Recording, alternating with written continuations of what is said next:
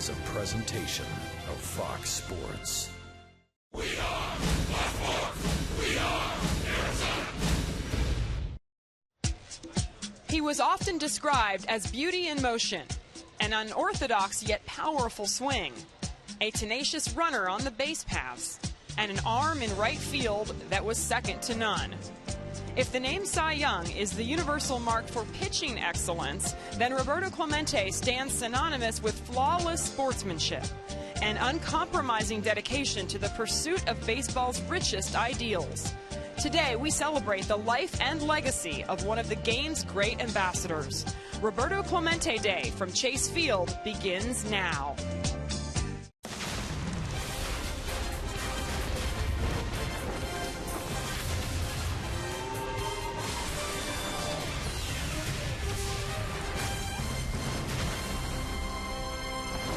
Home in Arizona. We're in downtown Phoenix at Chase Field, home of the D-backs on Roberto Clemente Day, as baseball honors the great one and continues his legacy of sportsmanship, excellence, and a commitment to community and to helping others. Final meeting of the season with the Giants and a chance to win a series here from San Francisco for the first time in more than 2 years. It's D-backs baseball on Fox Sports Arizona. Good afternoon from Chase Field. Welcome to the broadcast on this Roberto Clemente Day. Steve Berthune, Bob Brenly along the way. The series and season finale against the San Francisco Giants. And, Bob, another chance for us to get a look at young Andrew Chafin. Yeah, we had a chance to see him pitch in Cleveland, that doubleheader. He was called up to pitch one of those ball games and really acquitted himself well. He'll be hooked up against Madison Bumgarner, one of the best in the game, and he is on quite a roll lately. Hits are tough to come by. Base runners are tough to come by. You have to take advantage of every guy that gets on. Bumgarner Friday against the Dodgers, 7 innings of 3-hit ball. Chafin his second big league start after his debut at home in Cleveland. Yeah, and, obviously making your big league debut, that's nerve-wracking enough, but had a lot of friends and family there, acquitted himself very well, has pitched extremely well late in the season for AAA Reno. Was unscored upon in 2 starts in the postseason. So it's Chafin and Bumgarner as we are set for the rubber match of this 3-game series here. The rookie makes his second major league start against Madison Bumgarner, who is looking at a 20-win season here. He's got 3 more chances to get those final 2 wins. Madison Blues, we'll talk about some NL West aces. That's Jody and Joe when we come back. Then it's first pitch, the Giants and the D-backs here at Chase Field.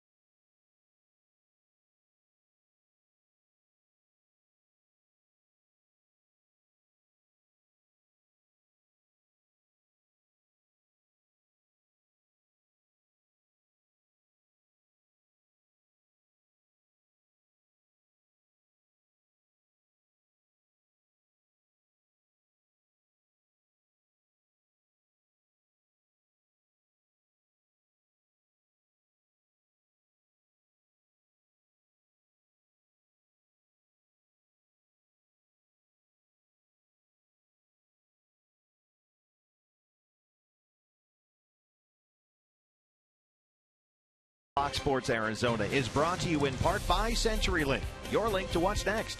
And by Jack in the Box. If the D-backs hit a home run today, score a free Jumbo Jack tomorrow with a purchase of a large drink. And welcome back. Arizona Diamondbacks taking on the San Francisco Giants today, and we will get you set for first pitch. Jody Jackson alongside Joe Borowski.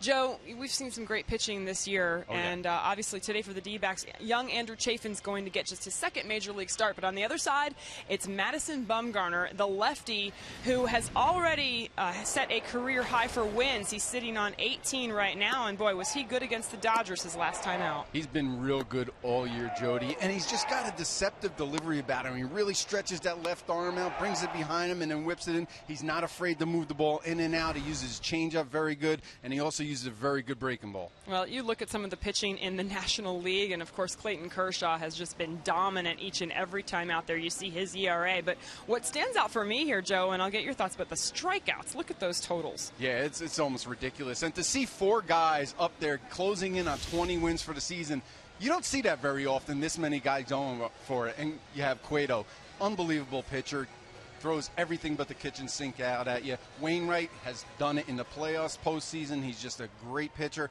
But Kershaw and Bumgarner, the Diamondbacks have to face these guys 18 times every single year.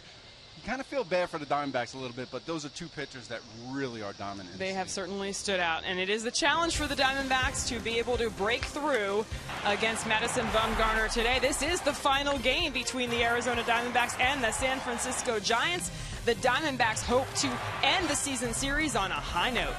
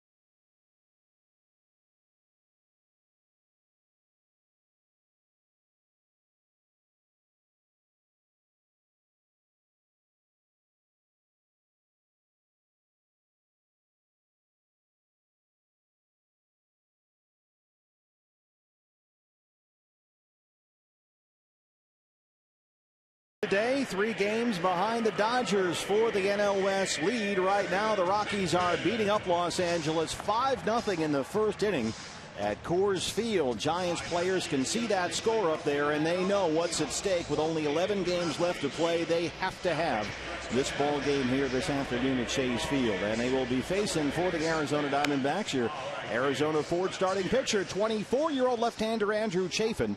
A first-round pick 3 years ago out of Kent State. He'll have Tuffy Gozawish behind the plate today after making his major league debut with Cleveland earlier this year. He threw the ball great, mixed all of his pitches in, used fastball both sides of the plate, got in on some guys, tried to make some guys uncomfortable, and did a great job at everything. I haven't seen him since he got called back up. I mean, he hasn't thrown a bullpen or anything. He's been ready to go, and we'll see what he has today in the bullpen, go from there. And Bob, that major league debut at Progressive Field in Cleveland was a big deal. Dozens of family and friends. He grew up in the Cleveland area, pitched at Kent State, 5 scoreless innings in a no decision.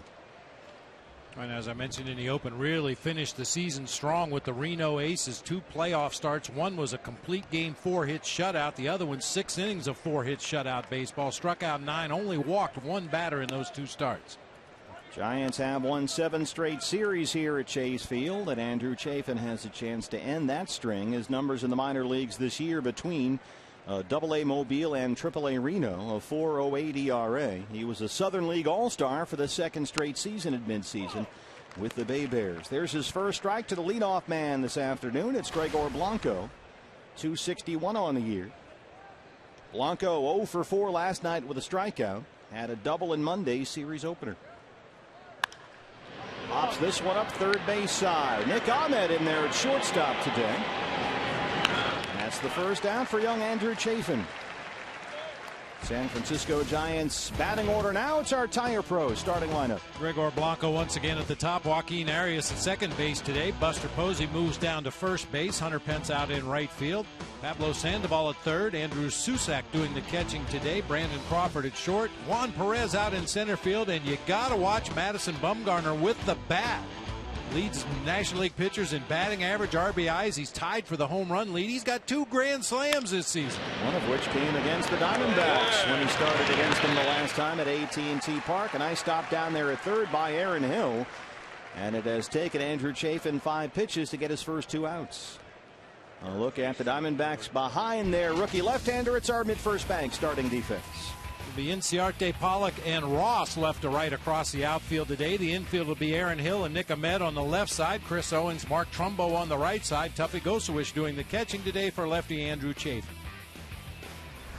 Buster Posey steps in. And what a year he's had. Back on August 19th, less than a month ago, he was hitting .279 for the year. He's now at .312.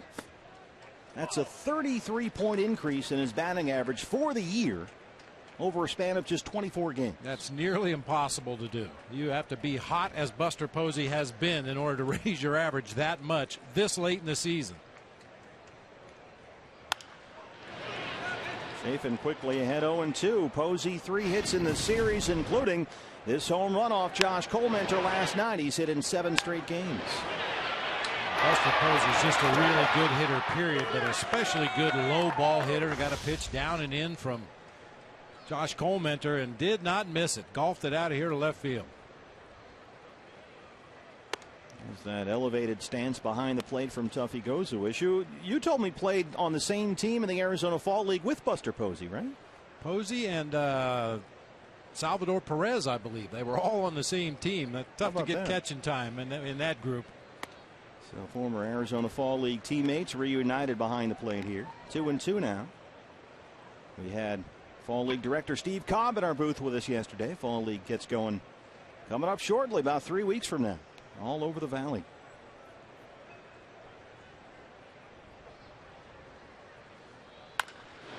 There's a bouncer to second, Chris Owens. And Andrew Chafin does a nice job working a 1-2-3 first inning. Here comes Mad Bum. It's the D-backs and Giants on Fox Sports Arizona.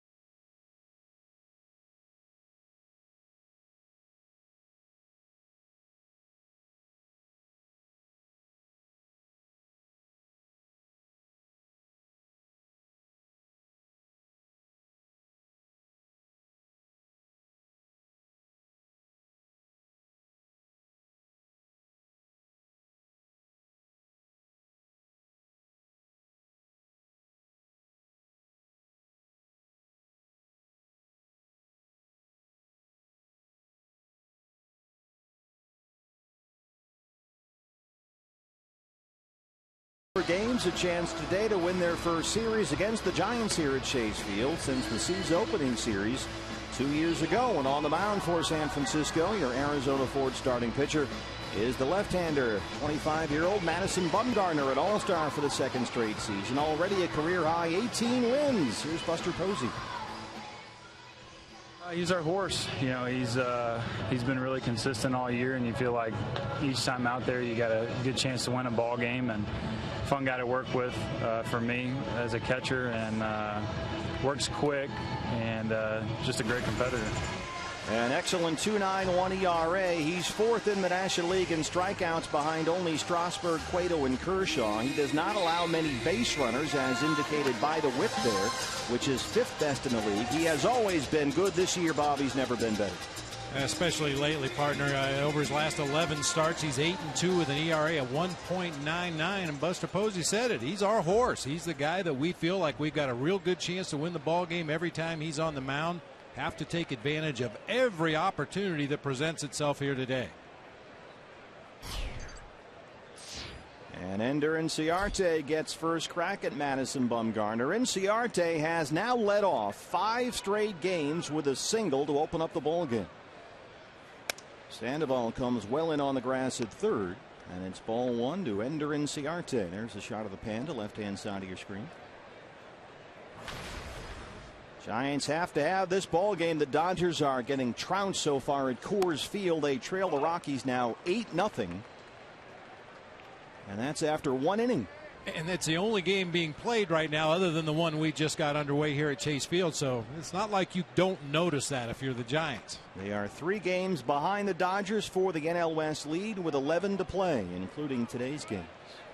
We just lost some lights. It is a torrential downpour outside the ballpark here in downtown Phoenix right now. Expecting some very heavy rain and some flooding in the valley here. And we just lost a bank of lights. The rain only recently started about 10 minutes ago or so. And now we will play on here. 1-1 to Inciarte. That has a chance to get down, and it does. Ender Inciarte. He has now led off 6 straight games with a single to open the ball game. How about that? I think 5 of the 6 have looked very similar to this. Just let the ball get deep in the zone, flip it out there to left field. Some have been line drives, some have been hard ground balls. That one a little floater that drops in front of Blanco for a leadoff hit. Good start for the D-backs. A man on for Chris Owings, the rookie second baseman. A triple and a run scored last night for CO. He's at .268 on the year. And Inciarte 16 of 19 in his stolen base attempts. He holds in there strike 1 to Owings. You go back to July 13th. Only Ben Revere and Buster Posey have more hits against left-handed pitching than Ender Inciarte. That's pretty impressive. He hangs in there well. You did not have to drop him from the leadoff spot in the batting order against left-hand starters, even good ones. Ender has hit left-hand pitching at better than a .280 clip this year. That's a nice quality to have in your leadoff guy. You don't have to worry righty-lefty. You'll recall when Gerardo Parra was here and he was in the leadoff spot, oftentimes he'd hit 7th or so against a lefty or not be in the lineup at all.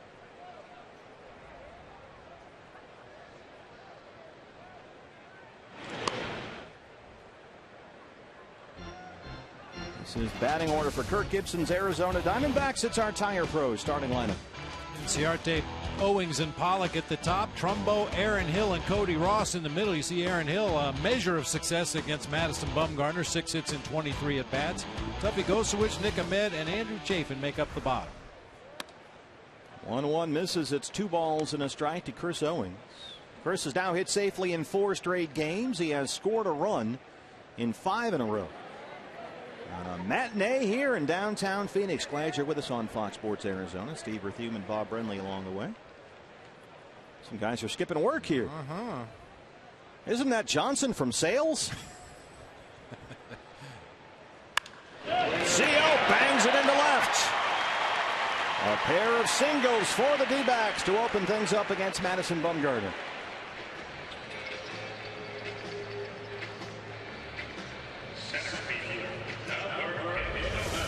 Good start against a guy that doesn't give up a lot of base hits. Back-to-back hits to start this ball game. Boy, not mentioned it before. You really have to take advantage of every opportunity you get, especially early in the ball game. We see it happen all the time with good pitchers. They might struggle early in the game until they get their legs underneath them out there on the mound, but if you let them settle in, they'll get you deep into the ball game. Imperative that the Diamondbacks cash something in here. Do you think seeing that 8-0 score up there, the Dodger deficit, does anything to the Giants at this point in the ball game, knowing the opportunity they now have here today? I don't know. That's hard to say. I mean, one thing, the Giants have played a lot of games at Coors Field, and they know that 8-0 early in the game doesn't mean a thing. There's a lot of baseball left to play. Coors Field giving up home runs like they used to before the humidor. So I think the Giants are pretty well focused on just taking care of their own business and not really worrying about what the Dodgers are doing. That was Carlos Frias, and Jorge De La Rosa. Frias for the Dodgers did not survive the first. Fly ball to center. Easy play for Juan Perez. And Inciarte will tag. He is in there at third. And Owens moves up into second. Aggressive base running here by the D-backs on a ball really to medium depth out there in center. Perez showed a good arm right there. I think the determining factor for Inciarte, you could see Perez was backpedaling just a little bit as he made the catch. Very tough to get much on that throw. Sandoval looked like he's trying to block the base with that left foot, but Ender just blows right through it, gets on the bag. The tag is applied late and high. Diamondbacks have a couple guys in scoring position here for Trumbo. Well, Bruce Bochy running out to third base. He wants to have a word with Ron Culpa. Now remember, Tony La Russa told us that Major League Baseball has asked the managers to stay in the dugout while their video people look at the replays rather than standing out there on the field and kind of casually chatting with the umpires. And I think that'll help speed the process along a bit. It seems like an easy fix for that part of the challenge system. Just make sure that the next scheduled hitter understands the situation and doesn't run up there and jump in the batter's box as quickly as possible. Yeah, you can still, if you're the manager, once you've gotten the word from your video people, run out and talk to the umpire. Just they don't want them standing out there waiting for a bus or having a conversation about the weather. Mark Trumbo is swinging a miss on the first pitch from Bumgarner. Trumbo 239 and 9 homers. Chance for the Diamondbacks to put up a crooked number here in the first. Trumbo a double in last night's ball game. He's now hit safely in 4 straight in 5 of his last 6. You've got Inciarte, the runner at third. Owings in at second.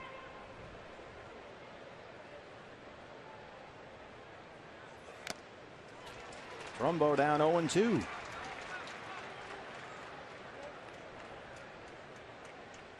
Trumbo's been on a nice roll lately with runners in scoring position. 5 for his last 8. Has driven in 10. Yeah, that double last night followed his big night Monday in the win over the Giants. A couple of RBI hits, including his grand slam. He drove in 5.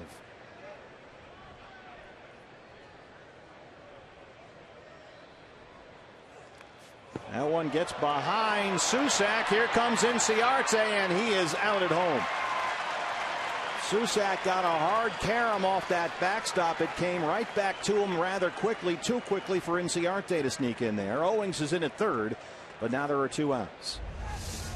Well, that's just buzzard luck right there. That ball wasn't even touched at home plate, but hits the backstop hard, comes right back to Susac, who's able to get back to the plate in time to apply the tag to Ender Inciarte before he could get on the dish. Yeah, you're, as a catcher, I don't imagine you're going to get a more tailor-made return on that backstop than the one the rookie catcher just got. So now it's 2 outs. Owings at third, a 1-2 count on Trumbo.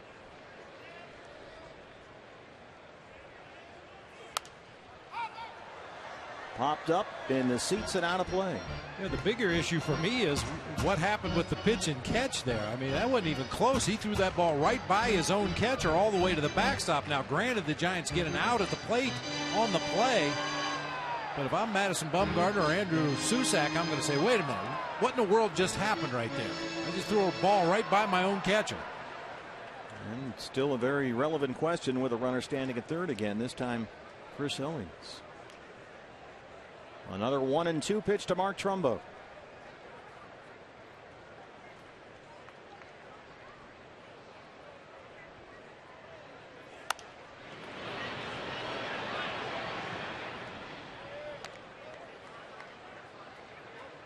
Bumgarner will cut the fastball from time to time. He'll sink it. He throws a curve, a slider, and a changeup. Doesn't just look like a cross-up that time. Susac was expecting something off speed. He turned his glove around, getting ready to possibly block the ball in the dirt, and it just shot right by him all the way to the backstop.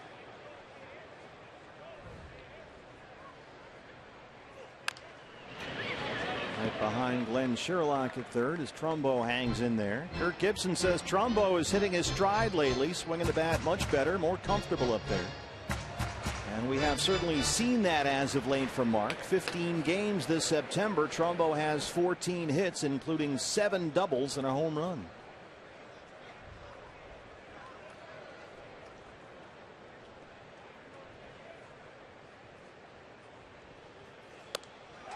He chases a high fastball and strikes out. Diamondbacks have their first 2 reach with base hits. They cannot get a run across. No score after 1.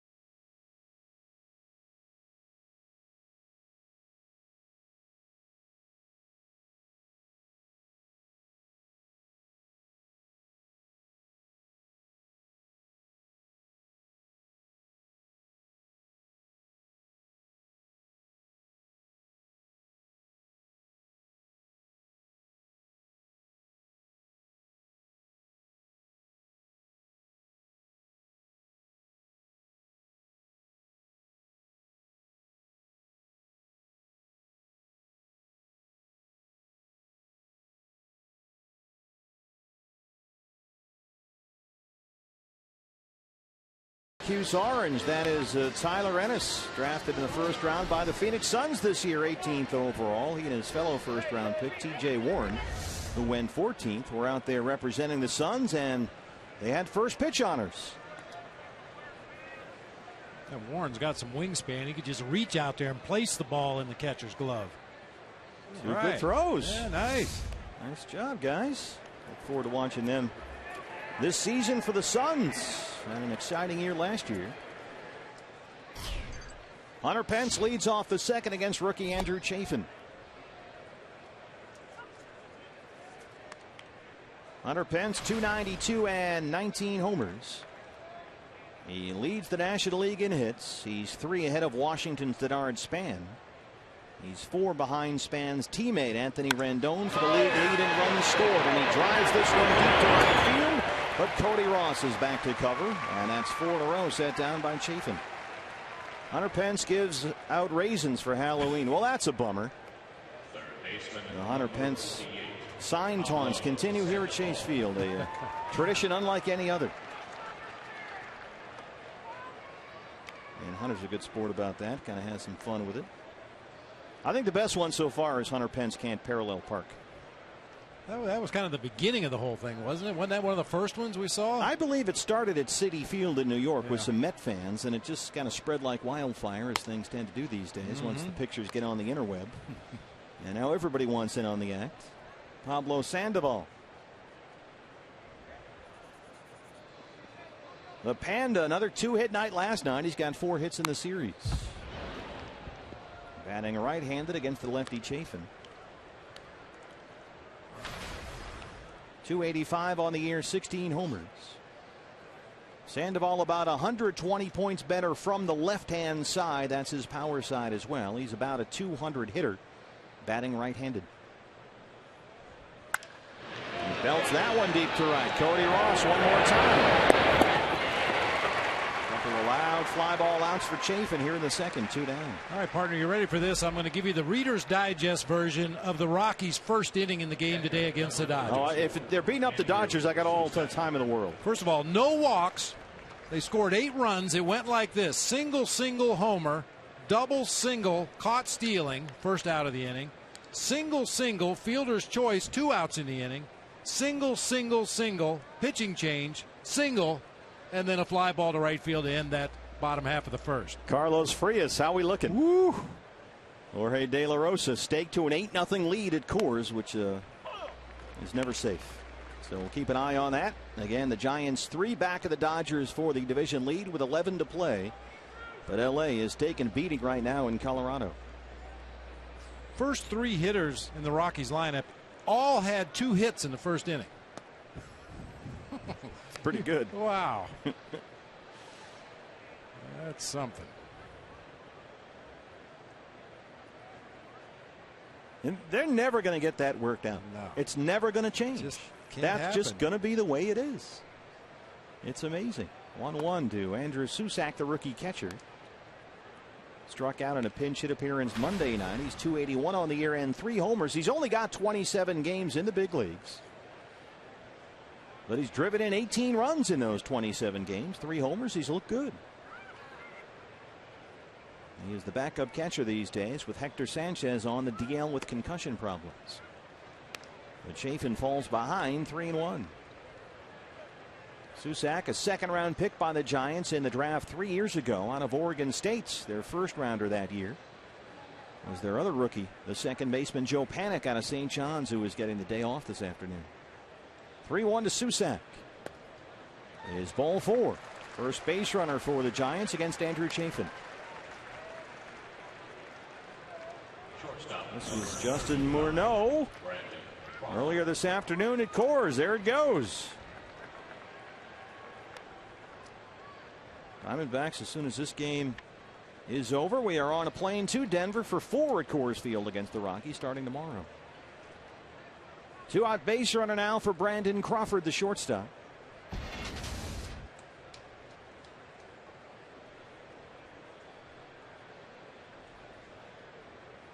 Crawford 3 hits in the series, had a couple of hits last night, including a double and an RBI.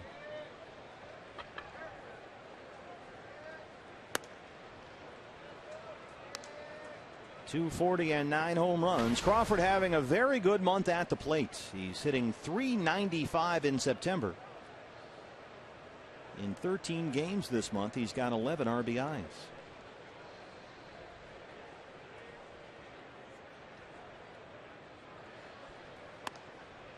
Suddenly Chafin having issues throwing strikes. He lost Susak. He's behind on Crawford 2-0. So far for Andrew, 22 pitches. More balls than strikes. And this is something we saw a little bit of in his major league debut with Cleveland. I mean, he needed 101 pitches to get through 5 innings. And it wasn't that he was really wild in that ball game. He only ended up walking 2 batters. But he did show his first time against big league hitters at this level that he can battle out there. He will not give in. But struggling to find some command right here. Now it's 3-0. So he competed against the Indians. Drove the pitch count up, though, and he did labor at times, and he's clearly laboring a bit here. You know, obviously, the Rockies exhausted after that big first inning because they went down 1-2-3 in the second. Uncle. Still trying to catch their breath. There's a strike.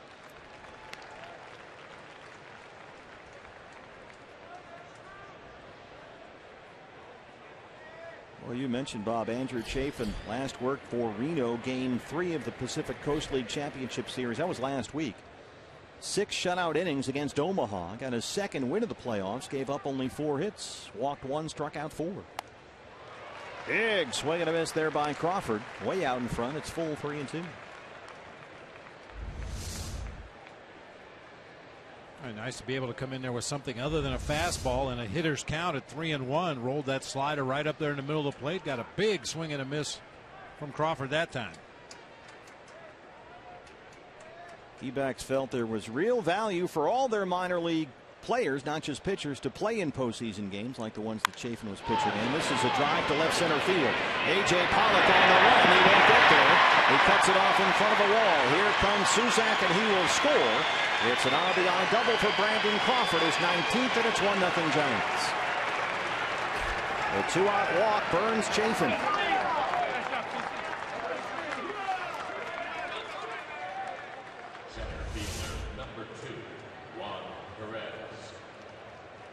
It's a center cut fastball that time for Crawford. Nice opposite field swing. Kept his head right down the barrel of the bat and splits that gap in left center field, which is not an easy thing to do with Inciarte and Pollock out there. But Crawford with an RBI double here, putting the Giants on the board. 12 RBIs in 14 games this month for Crawford. And here is the center fielder, Juan Perez. Perez 0 for 9 in the series. Still no Angel Pagan for the Giants, and that is a big loss for them. Bruce Bochy said Pagan's back is still sore. He's been suffering from a bulging disc. And if he can play, he'll play. If not, Juan Perez will be out there in center field. And Bochy this week was asked about, what about rookie Gary Brown out there if Pagan is still hurt, because Perez hasn't hit a whole lot. And Bochy kind of waved off that idea.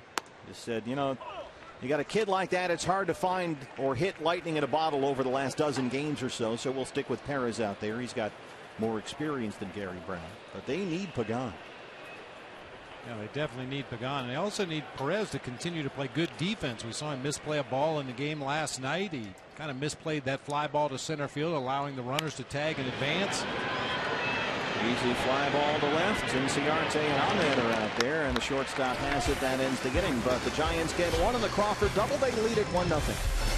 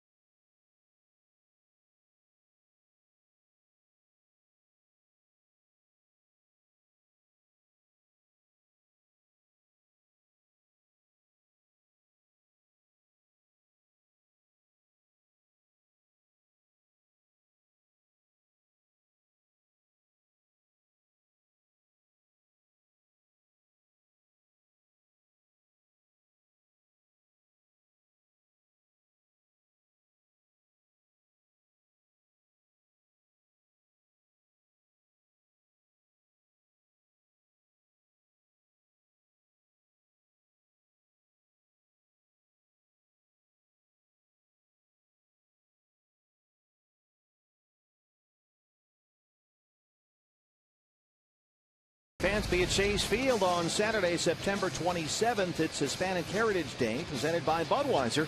Come early for the pregame street festival. That's presented by APS. And then the first 20,000 fans into Chase Field with us get this great David Peralta Los D-backs t-shirt courtesy of Gila River Casinos. Be sure to stick around after the game, too. There's a concert featuring Grammy-nominated Latin pop star Christian Castro. For more information and to get your tickets, visit dbacks.com today.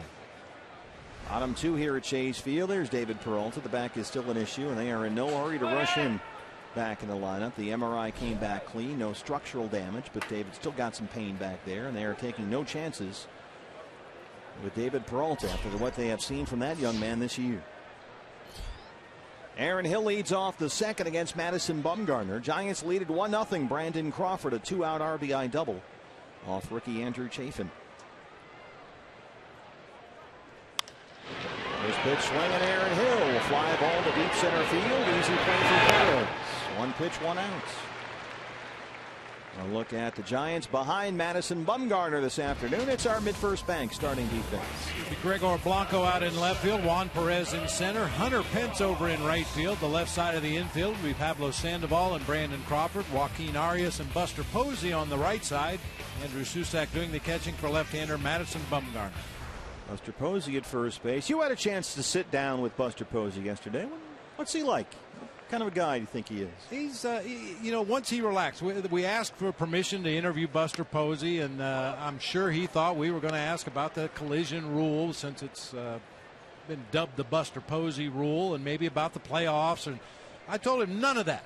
All I want to talk to you about is catching. How'd you get into catching? Did you enjoy it? Did you pick it? Did it pick you? And I think once he realized that I wasn't looking to chop his legs out from under him, he was great. Very affable young man. Loved to talk about catching. Loved to talk about his pitching staff there in San Francisco.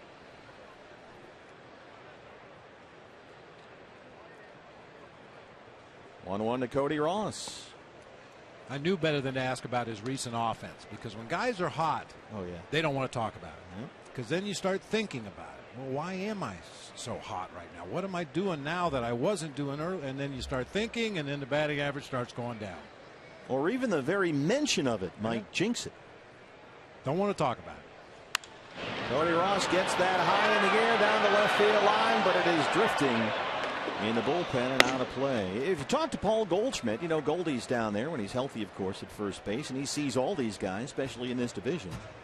And he has often said the guy that he plays against, that he most admires as a hitter, as a player, is Buster Posey. And they have very similar stances and swings, I think, too. Yeah, we showed that earlier this year. There's a point in both of their setups at home plate where they look almost identical, with the bat pointed back over that right shoulder, almost straight down toward the ground. Very similar grips with their hands. Cody out in front there. It's still 2-2.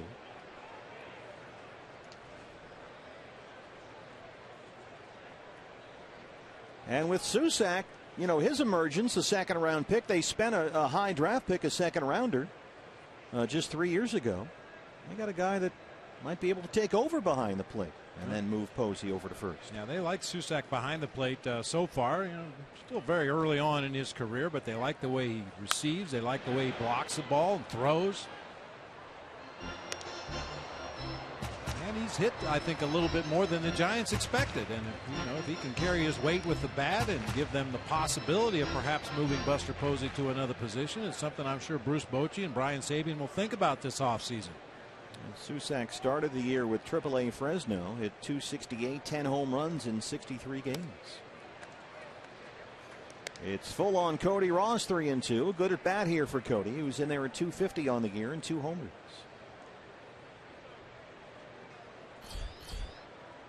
So if he goes, I wish the D-backs catcher is on deck. Cody last night had the night off, 0 for 2 with a walk Monday, and that snapped a 3-game hit streak.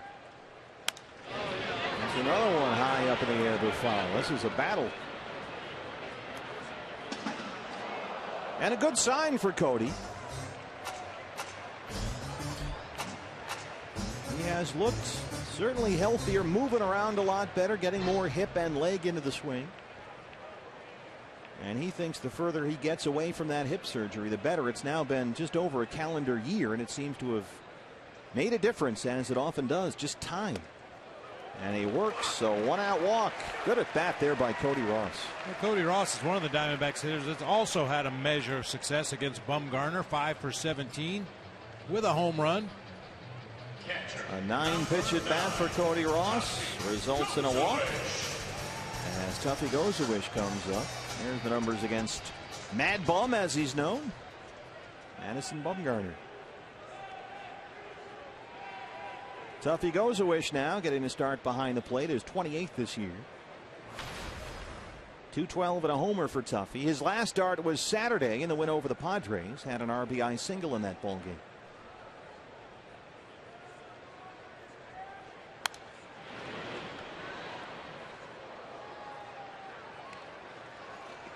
Cody Ross doesn't figure to be running over there at first base, but you got to be careful with Bumgarner. He's got a good pickoff move. He's got a couple of different pickoff moves over there to first base. He's caught 9 base stealers over there at first this season. Already a career high 18 wins, Madison Bumgarner, and he's only 25. Giants have not had a 20-game winner. I couldn't believe this. They have not had a 20-game winner with all their pitching since 1993. They had two, John Burkett and the pride of Maine, Billy Swift. Yeah. He was a coach on that Giants staff, and those guys had unbelievable years. Of course, they had a little offense behind them. Barry Bonds and Matt Williams. Well, it's probably just the coaching. I don't think so. One behind Clayton Kershaw. I figure Bumgarner will get 3 more starts, so that's got to get 2 wins in 3 to get to 20. Counting today. He's behind on Gozuish 2-1. Madison Bumgarner last pitched here at Chase Field June 22nd, did all right. Gave up only 2 hits in 8 innings in a 4-1 Giants win. And his last start against the D-backs was July 13th. That was at AT&T Park. It wasn't the prettiest game he ever pitched, but he managed to make a day of it. He got the win despite allowing 4 runs on 10 hits and 6 1/3. And oh, by the way, he hit a grand slam in that ball game off Matt Stites. And Bumgarner that day, his grand slam came only 1 inning after Buster Posey had hit a grand slam off Adel Nunez. And we blamed all that on Gonzo because you weren't there. 2 slams accounted for all the Giants' runs in an 8-4 win. There's a strike.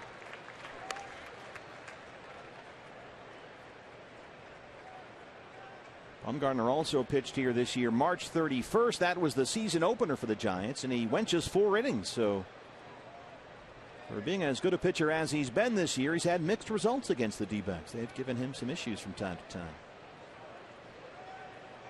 Ross at first, 3-2 to Gozuish. Tuffy bangs it into right, a base hit.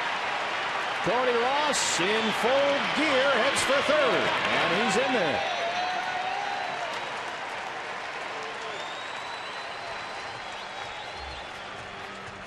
That's 3 hits now for the D-backs against Bumgarner. They have runners in the corners with 1 out for Nick Ahmed. Tuffy's eyes lit up that time, got a pitch up and out over the plate. Tomahawks that ball into right field. That's shoulder high out over the plate. Stays on top of the ball, and Cody Ross turns a corner at second, realized he could run on Hunter Pence, and easily advances on to third base. Well, conversation with the shortstop Brandon Crawford, and now Madison Bumgarner ready to face Nick Ahmed with Ross the runner at third and Gozuish at first, 1 out. And Nick playing in just his 20th game in the big leagues this year, and his career for that matter. 228 and a home run. His 16th start this season, all at shortstop, and his first appearance with the D-backs since August 6th. There's a strike, 0-1. Nick finished his season at AAA Reno, 5th in the Pacific Coast League with that .312 batting average, including 26 doubles. He hit 4 homers, drove in 47 in just over 100 games. They wondered after he hit .236 in a full season at AA Mobile last year if he would hit, but we had a really good year in the Coast League. Nice block by Susac there with Ross at third. Hey fans, anytime the D-backs score 6 runs or more, Taco Bell is giving away 3 free tacos with the purchase of a large drink between 4 and 6 the following day at participating locations. Nick Ahmed was in the big leagues throughout the month of July before he went back to Reno in early August. And in that month had exactly 50 plate appearances. Hit .245 with a homer, drove in 4.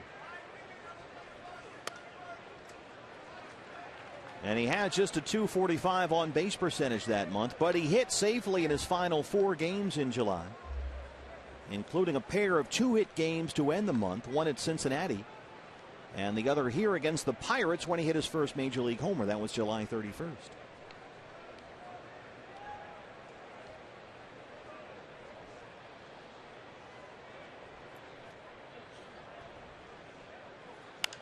Tuffy on the run. This is popped up third base side, playable for the Panda. And Gozuish is back to the bag at first, 2 down. So it's up to Chafin now with 2 outs. Nice day to be here at the park. Matinee pricing on your tickets. Nice and dry inside, raining outside. Chase Field after this. Hard to believe only 3 more home games after today.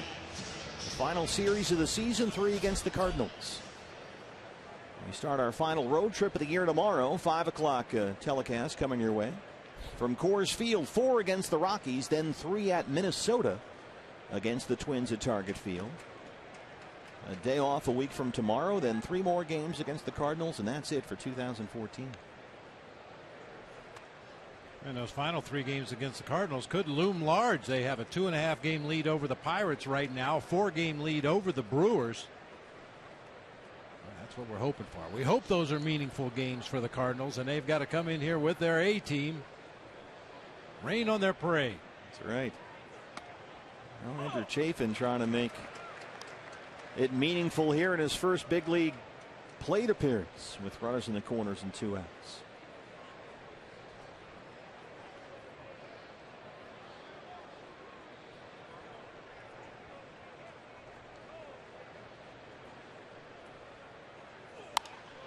That's a base hit. Andrew Chafin, welcome to the big leagues, kid. It's a tie game.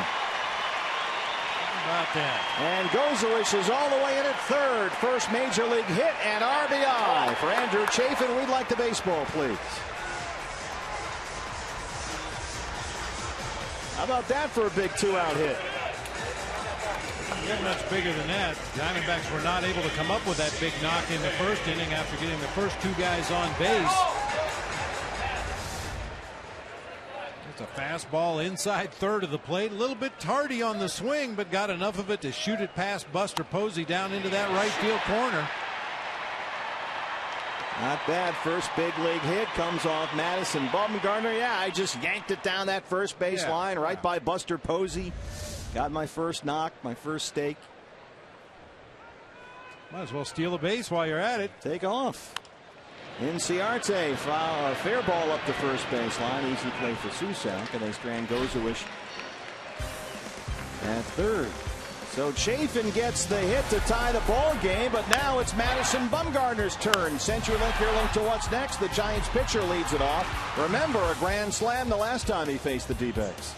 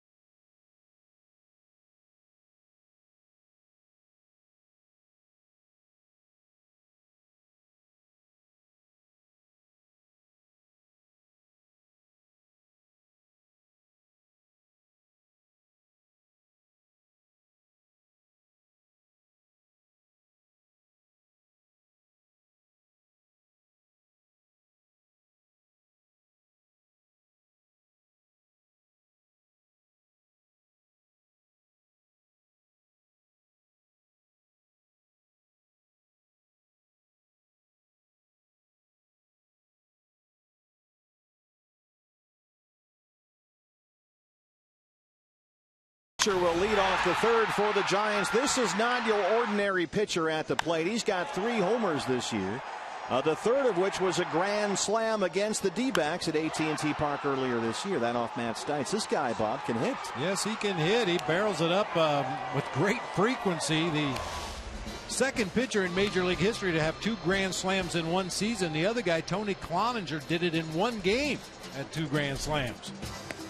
So Bumgarner, Blanco, and Arias 9-1-2 in the Giant third against rookie Andrew Chafin, whose first major league hit and RBI with 2 outs tied the ball game here at Chase Field. In a game the Giants really have to have. This was the reception for Andrew when he went back to the dugout after the end of that inning. Kind of a silent treatment.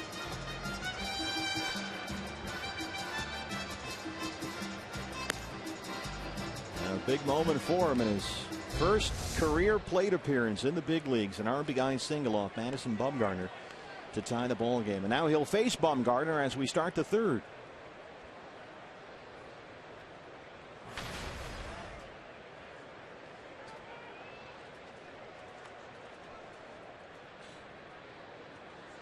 "15 hits in 62 at bats. 3 of them home runs." And Bumgarner yanks one down the left field line. That one, though, was foul and nicely played there by Ron Pennington, our Golden Glover down there. Ron scooped that one up, and there you go, a hug. Fan friendly here at Chase Field. Down the right field line, by the way, today is the Mountain, Gregor Carr. Poised and ready. 0-2 on Bumgarner.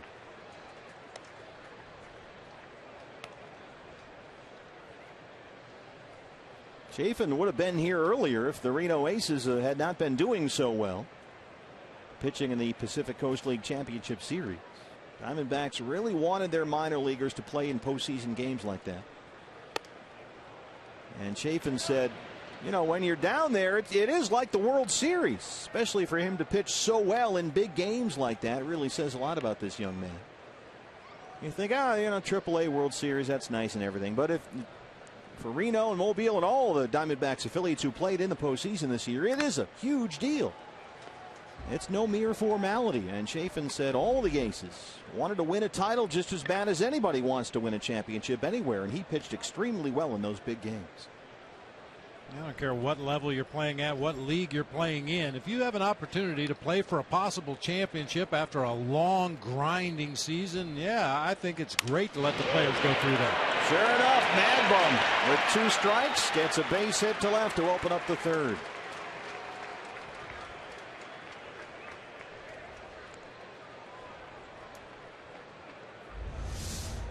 Got to pitch him like a hitter. You got to change speeds, move the ball in and out, up and down. There's a high front leg kick, which normally is tough to keep in rhythm and make sure your timing is right, but it seems to work for Bumgarner. He's aboard to lead off the third. Here's the leadoff man now, Blanco, who popped up his first time.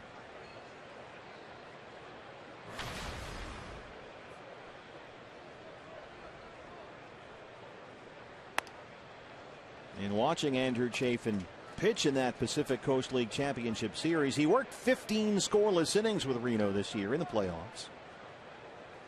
And Kirk Gibson said the D-backs obviously wanted to get Chafin more chances to pitch at the big league level before the year was out. So the organization now has a chance to watch him make 2 starts before the year is out. Randall Delgado back to the bullpen.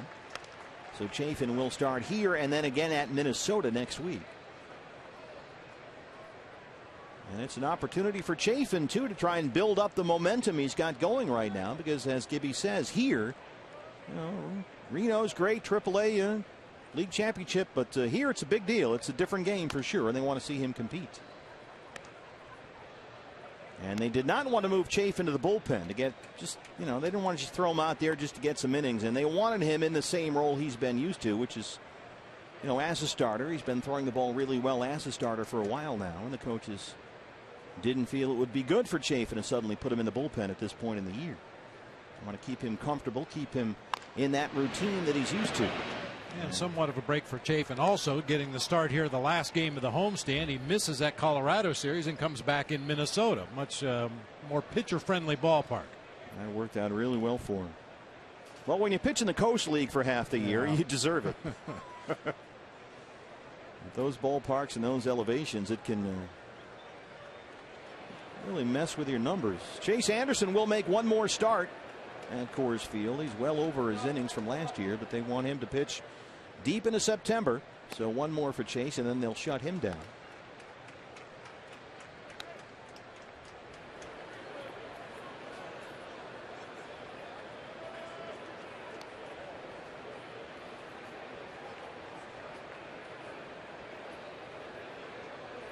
He'll start Tuesday at Target Field, Andrew Chafin, on the upcoming road trip with Delgado in the bullpen to cover some innings back there. Chafin loses Blanco, so the first two have reached for the Giants in the third. Second walk issued by the rookie. Yeah, Chase Anderson will pitch Friday at Coors Field, and then he'll be done for the year. And at that point, the D-backs, because they have an off day following the road trip, they can go back to a 5-man rotation. Delgado got a couple of starts here in September, so the question, is Delgado better served working the rotation or the bullpen for next year? In some ways still remains unanswered heading into the offseason. I think every time you think maybe he's answered that question, he'll have an outing where it makes you question again whether he's better served to be in the rotation or the bullpen. And Chafin has some work to do. 2 on, no out for Joaquin Arias.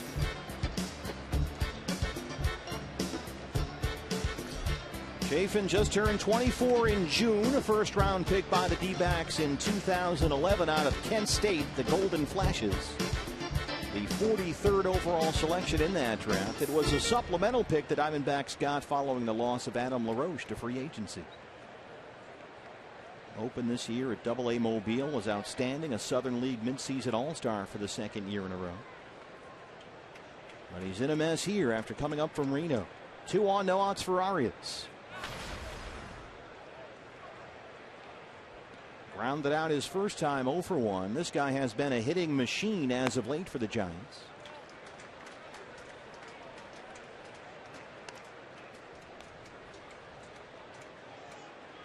Arias on Monday, 3 singles, he scored a run. 22 hits in his last 47 at bats as he stands in here. That's about a .470 average.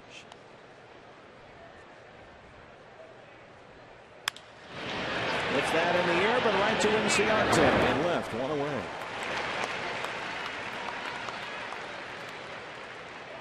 Here comes Posey.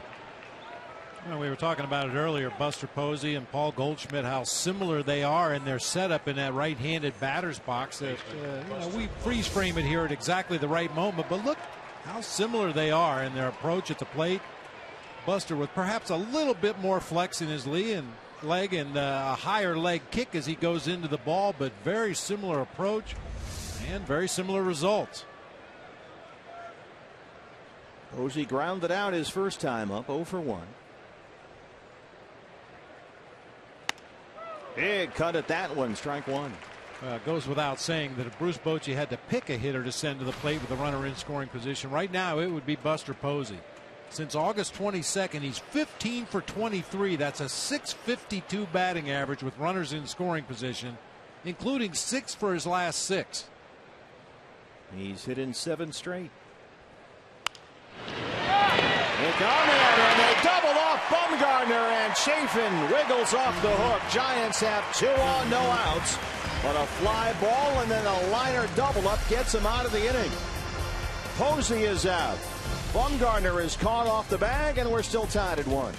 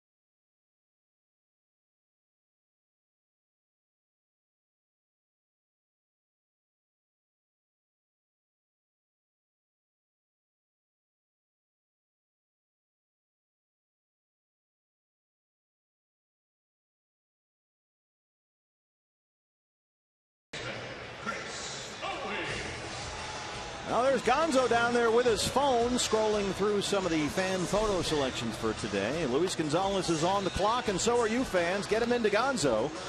Tweet us your fan photo on the Twitter with a hashtag and the whole thing, AZFanPhoto. For your chance to have your fan photo shown later in our broadcast, brought to you by AT&T. Gonzo said it looked like Leo and Joe Borowski and Webby were all having such a great time with the AT&T fan photo. He wanted to get involved. I mean, he's not even really working today, just kind of hanging around, but he wanted to jump in, so there he goes. He will spend the rest of the game scrolling through some photos. Chris Owings leads off the third, 1-1 ball game. Giants and D-backs, Bumgarner and Chapin in this series and season finale. First pitch is fouled just by the Panda at third, 0-1. Owings singled his first time up today. So Chris now with 271 on the year. He's hit safely in 5 straight.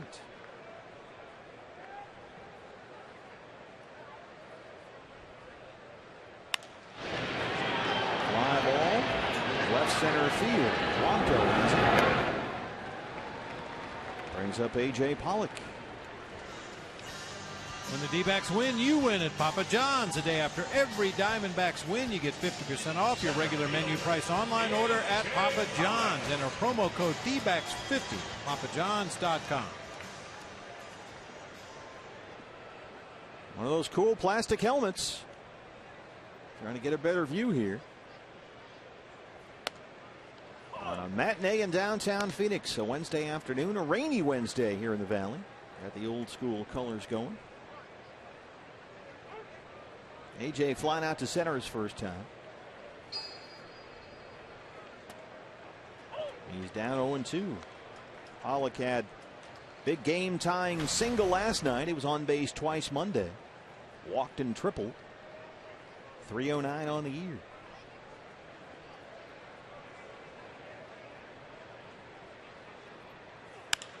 And he belts that into left. So a 1-out single for Pollock.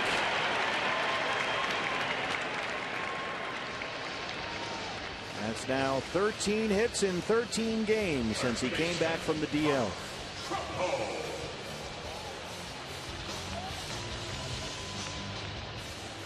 A 1-out base runner for Mark Trumbo, who struck out his first time up.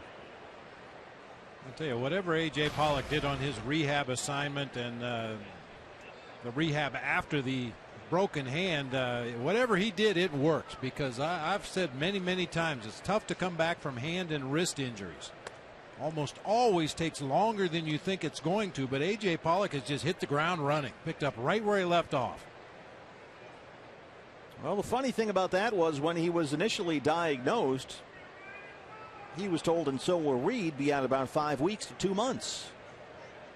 It took 3. He would have been back from that right hand fracture earlier. Suffered May 31st, hit on the hand by Johnny Cueto. But sure enough, first rehab game July 31st, he got hit again. Pollock running on the pitch, and that's fouled off. I mean, how about that? First rehab game, hit on the same hand again, same spot. And fortunately, and this was a big one that they dodged, the second pitch that hit AJ did not do any further damage. It just was pretty sore, and it slowed down the recovery. But what are the odds of that? Actually, given the way things have gone this year, probably pretty good. Didn't that happen to, was it Didi Gregorius? I believe you're right. Last year, yeah, he went down for a rehab assignment and immediately got hit in his first game on his rehab assignment. Didi getting the day off today against the left-hander Bumgarner.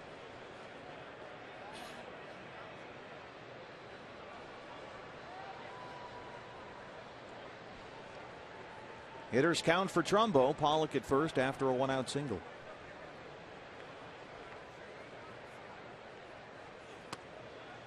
That's in there for a strike. The all-you-can-eat section here at Chase Field. Good day to be there. A great view of the game. All the ballpark food you can eat. It's like going to a wedding where it's open bar. That's always good. Only, and it's hot dogs and peanuts and popcorn up there.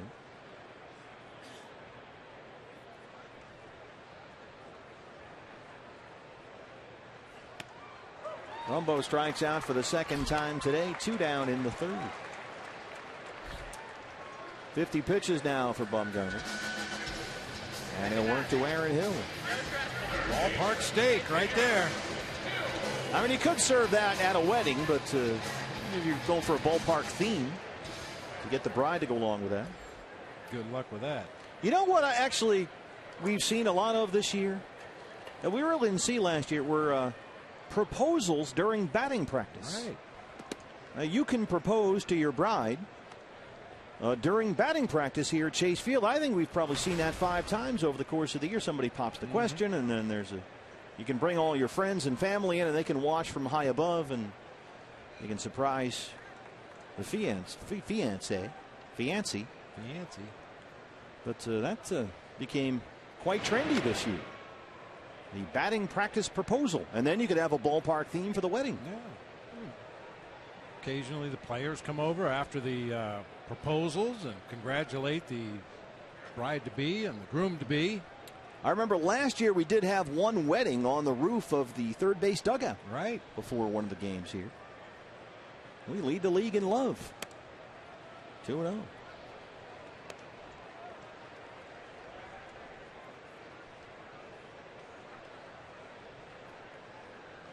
You and Joan do anything like have guys hold up, baseball bats like swords and you walk underneath like in the military weddings? Nothing like that. It's very, very down the middle, traditional.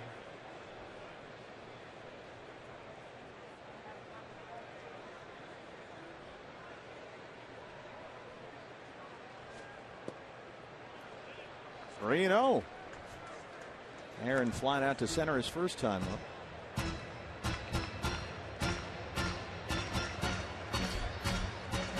Cody Ross would be next. I would assume Aaron Hill has the green light here, 3-0, being one of the more veteran hitters on this team. And I think Kirk Gibson has faith that he'll swing at a good pitch and take ball 4 if it's not in the zone. Takes a pitcher's pitch right there on the outside corner at the knees for the first strike of the at-bat. Lance Barrett is our plate umpire today.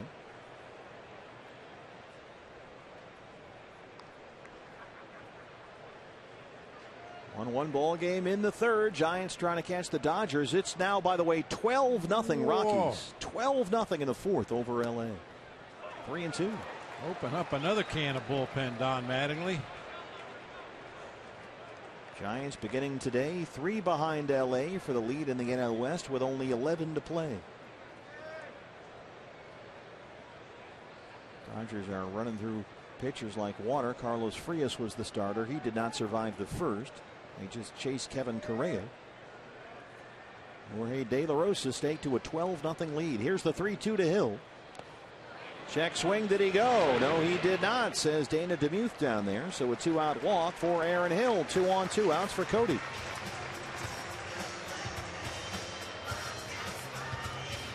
Right field, Cody Ross.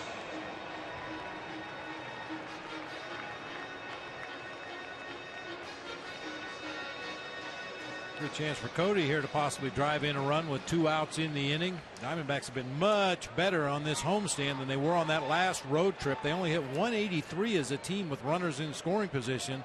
So far in this homestand, that number jumps up to 340. Ross walked and scored his first time. There's a strike, 0-1.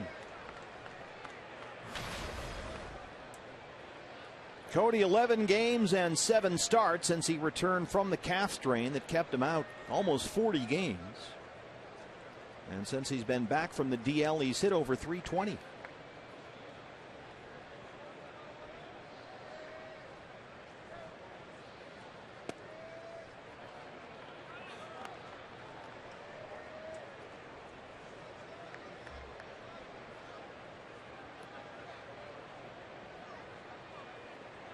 Seems a little odd to be wearing eye black indoors on a cloudy, rainy day.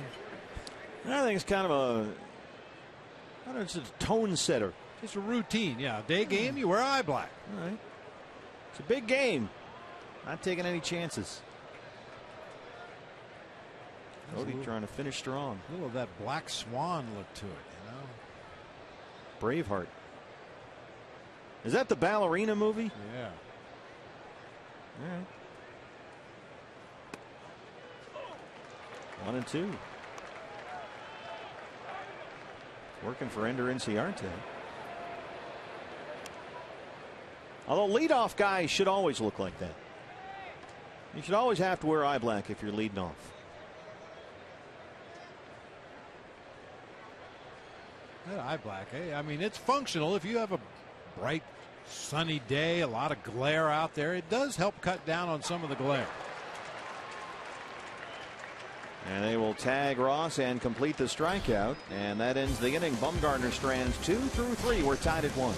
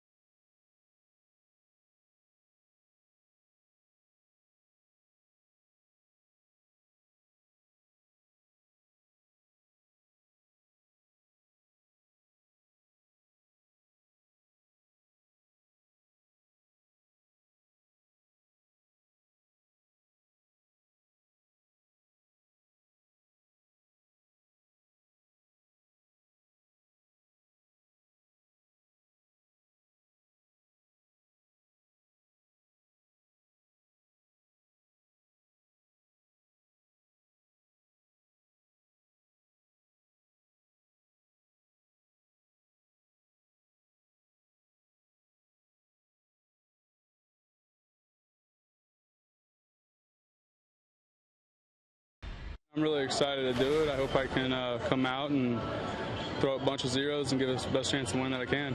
Hopefully once I step up on that mound, all I see is the glove and we can just focus on that.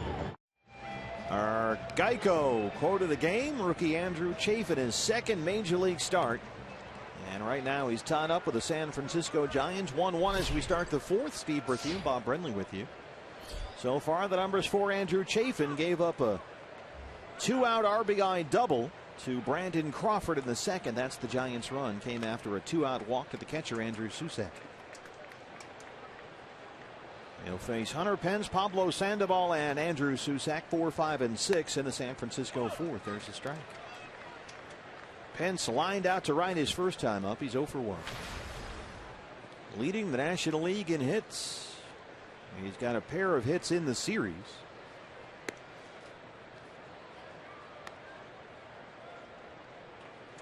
He is just 6 for his last 31 up there without an extra base hit. That's since an 18-game hitting streak was snapped last month, about 10 days ago, actually.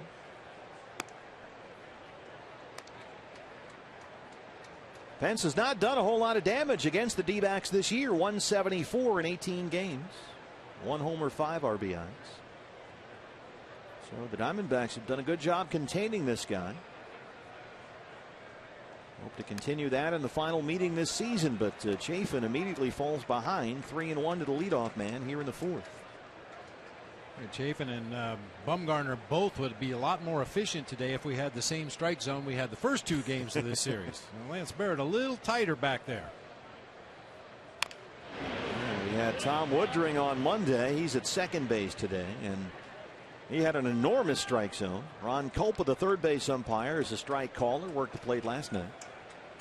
And Lance Barrett back there today. The crew chief, Dana DeMuth, is the first base umpire. 3-2 to Pence. Popped him up.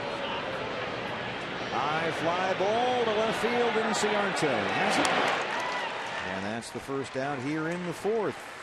Hey fans, the most popular way to follow the September pennant races is with MLB.com at Bat, the #1 app for live baseball. You'll enjoy live look-ins, replay reviews, scores, live radio broadcasts, the MLB.TV game of the day, and a whole lot more. Get at bat for your smartphone or your tablet on the App Store or visit MLB.com. Coach Sean Payton running through their paces up there. I think we need to get a scout out there. That kid was raking. Well, it's the coaching. Coach Payton out there coaching him up in the sandlot. Pablo Sandoval, first pitch. High fly ball to left center field. Easy play for Pollock. 2 fly ball outs here to open up the 4th.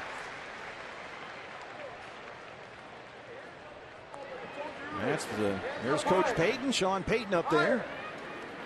And the sandlot open to kids year-round here at Chase Field. Look at this. He's just mashing.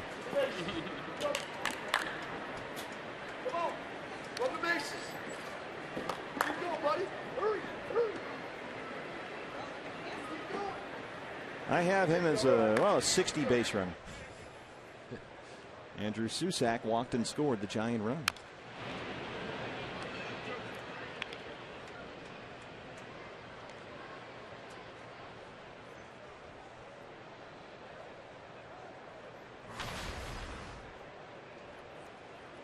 Andrew Susac, originally a 16th round draft pick by the Phillies out of high school in Carmichael, California. Chose to play college ball at Oregon State instead. Was a 2nd round pick by the Giants 3 years ago. And he moved right through their system. He played in high A ball his first year in the minors at San Jose. And then last year AA Richmond, the Flying Squirrels in the Eastern League. And he started this year with AAA Fresno, and now here he is in the big league, so he's progressed nicely.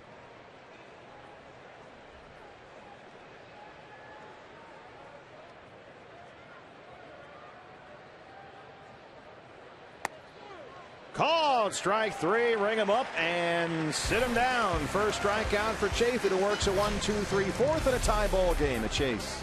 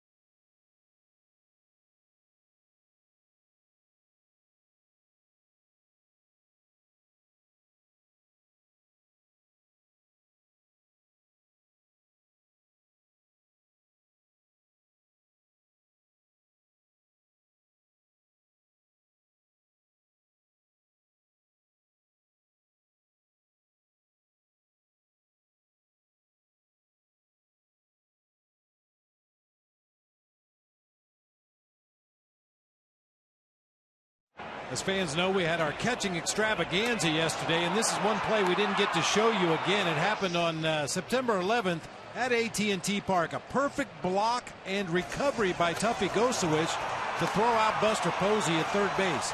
Now, that doesn't just happen by accident. That's the result of a lot of hard work. And yesterday before the ball game, Glenn Sherlock, the catching instructor, had the Diamondbacks 3 catchers out here working on blocking balls in the dirt, throwing the bases, and block and recover. Exactly what we saw Tuffy do in San Francisco so well. If you think guys, just kind of stroll into the park at, 3, 4 o'clock in the afternoon, read a magazine, hit some fly balls, and then go out, you are sorely mistaken, because these guys are here early, right down to the final game of the year, working hard all afternoon before the game. That goes on almost every day here, something like that. And you really have to be dedicated to, I've said it before, hitting is fun. Even if you're in a slump, you come out to the ballpark and take some early BP, that's fun. Working on your defense takes some discipline, takes some want, I like it. Because it is no fun to sit back there and let coaches bounce baseballs off your chest and your arms and your Adam's apple. Drop down to your knees and then jump to your feet and chase the ball and do it over and over and over again until you master those techniques. Duffy Gozawish belts that one down the left field line. It bounces off the bullpen wall out there, rolls away from Blanco, and Tuffy's in there with his 7th double. That's a way to bring the want. Gozawish today 2 for 2. Looked on a high fastball up and out over the plate. This one more on the inner third of the plate, but up around the letters. Tuffy loves that high ball. Bangs that one down into the left field corner for a leadoff double.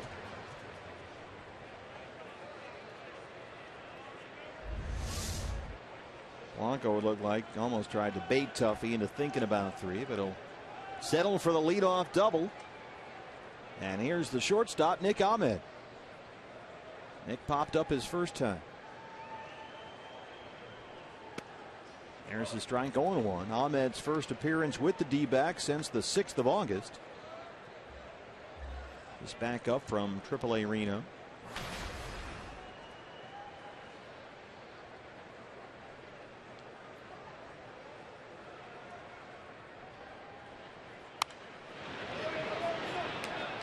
Interesting thing about Nick Ahmed's tenure with the D-backs since his acquisition from Atlanta, where he was a 2nd-round pick out of UConn 3 years ago, is that while the Diamondbacks, you know, they've got all these middle infield guys, they've moved them all around different spots, Owings, Gregorius, even a veteran like Aaron Hill. But they have, for the most part, kept Nick Ahmed as a shortstop. He's played only 16 games at second base with the Diamondbacks. Other than that, all shortstop. And that's where they see him and see his value. He's been the only guy that they really haven't moved all over the place.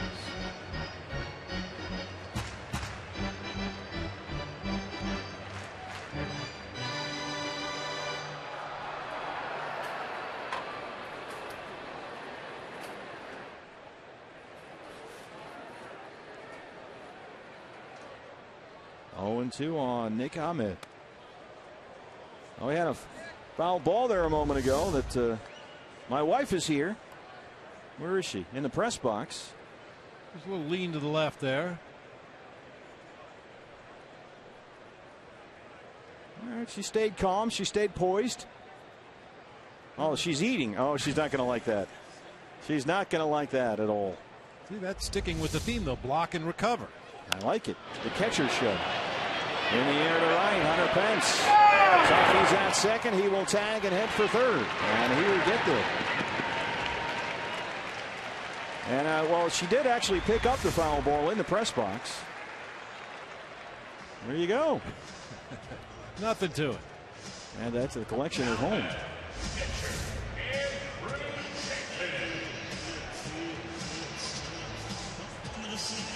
Well, you can tell that she watched the catcher show last night. Picked up a few tips. My very first game in the TV booth back in 1996. Atlanta Braves at the Reds at Old Riverfront Stadium.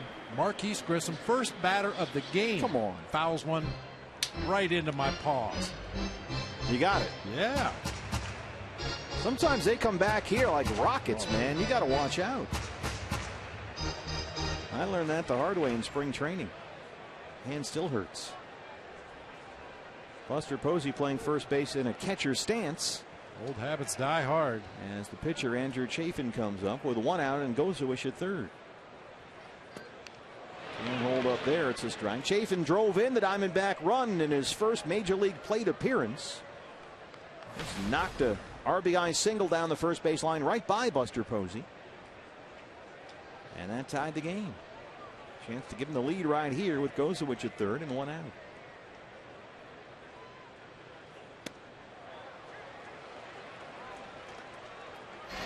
Let's make him our APS Energy All-Star, Andrew Chafin. First big league plate appearance. There it is. Ties the game.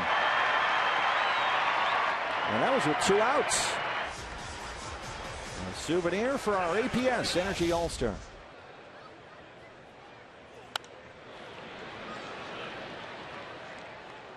Yeah, pitchers just love that. When you give up somebody's first major league hit, and you're standing there on the mound with the ball, and everybody in the other dugout yelling, "Hey, hey, we want that ball! We want that ball!" I'll give you the ball.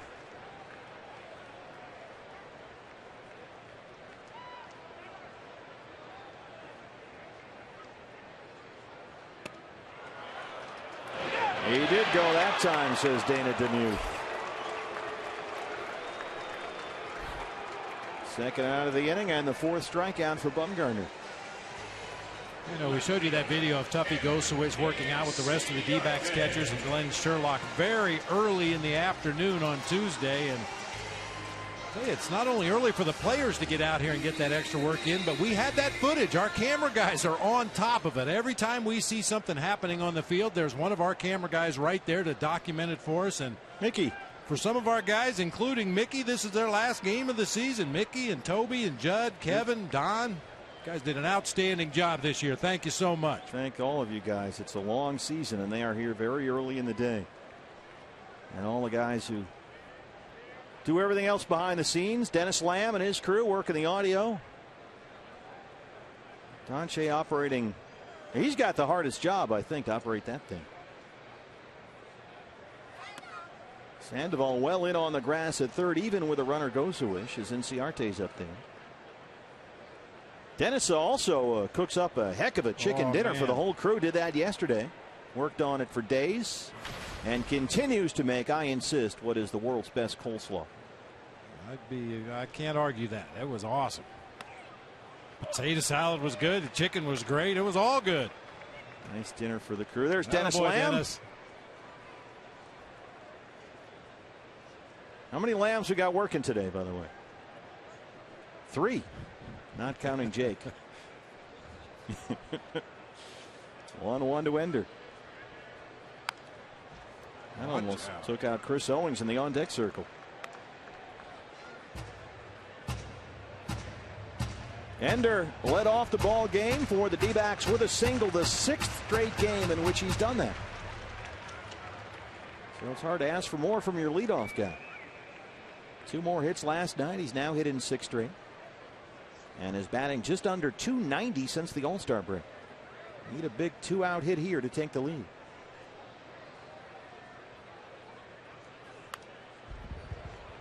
How about what's going on in Coors Field? This just keeps getting more and more fun. It's now 14-0.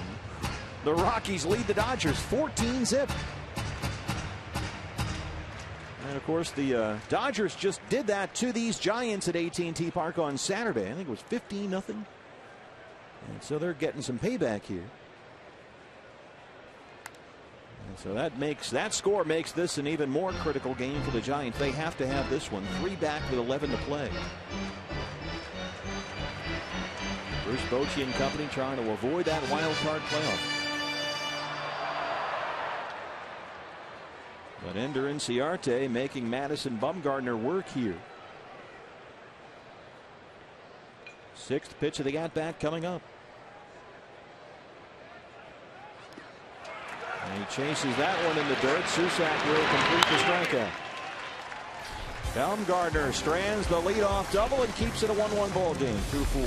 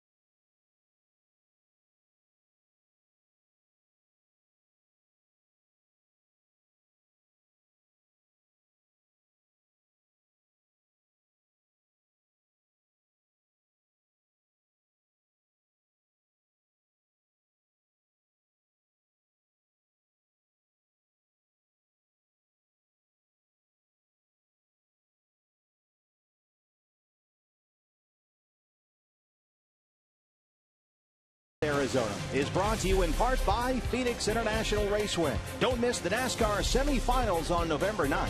Get tickets for the Quicken Loans Race for Heroes 500 at PhoenixRaceway.com. And by Chaz Roberts Air Conditioning and Plumbing. Choose Chaz.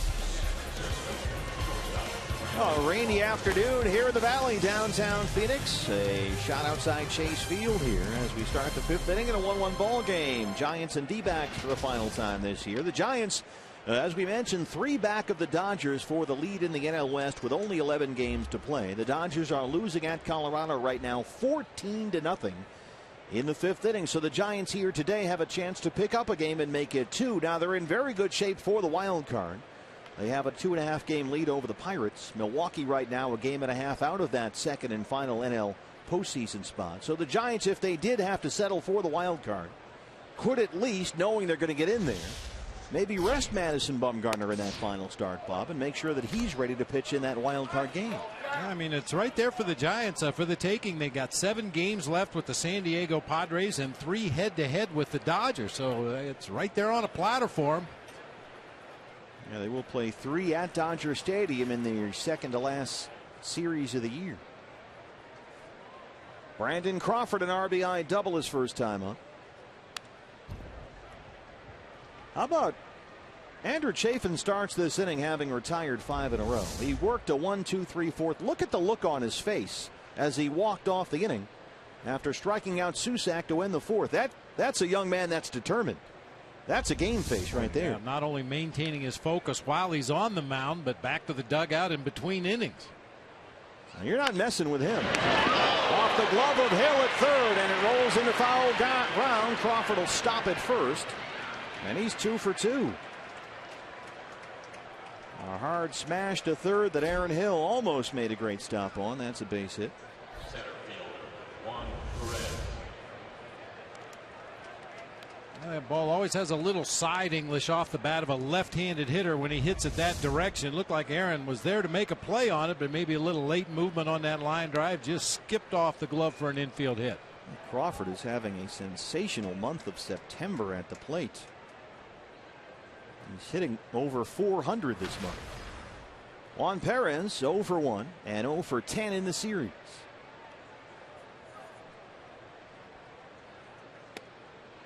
Boy, the way Madison Bumgarner swings the bat, it had to have crossed Bruce Bochy's mind to use Juan Perez to put down a sac bunt to move a runner into scoring position for the pitcher. Yeah, the way Bumgarner hits, why not? He singled his first time up.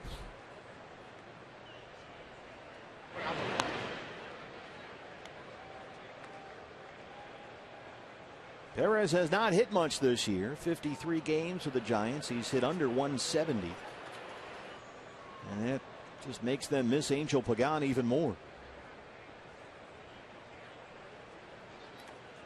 Nice block by Tuffy. Crawford will try for second though. And he sneaks in there.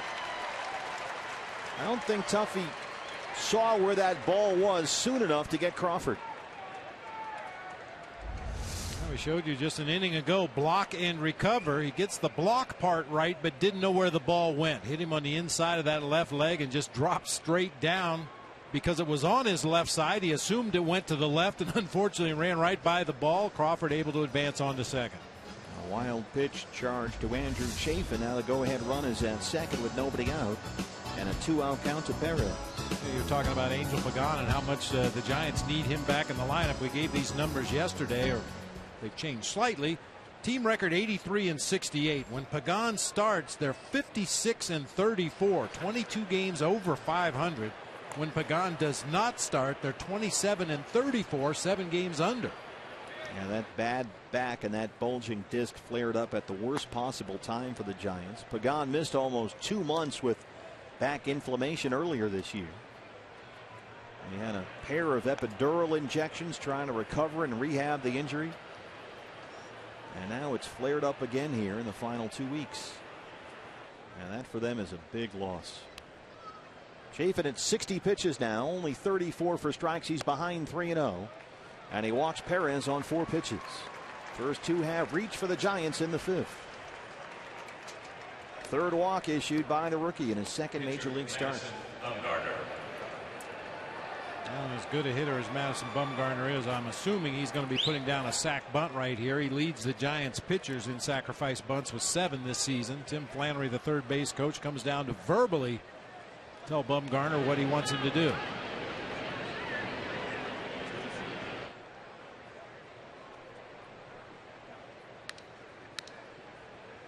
We're assuming he's going to bunt, but with these kind of numbers, I don't know. He's 3 out of his last 7 with runners in scoring position, has driven in 6. Stop it. See if we can jinx him here. Trumbo well in on the grass at first. He does not square to bunt and takes ball 1. Aaron Hill will play just about even with a bag at third. And Trumbo is going to go over and check in with Chafin now. Aaron Hill flashing the signs to the rest of the defensive infielders. Trumbo has checked in with Chafin. This is where I'm going to be. Heads up, which is in front of the runner. A couple of steps in on the grass. Yeah, Bumgarner, if he does bunt, should try to go to the third base side, but no signs of a bunt on the first delivery. So they're going to miss 1-1. They're going to let him hit away here. Well, we'll check back with Tim Flannery just to make sure.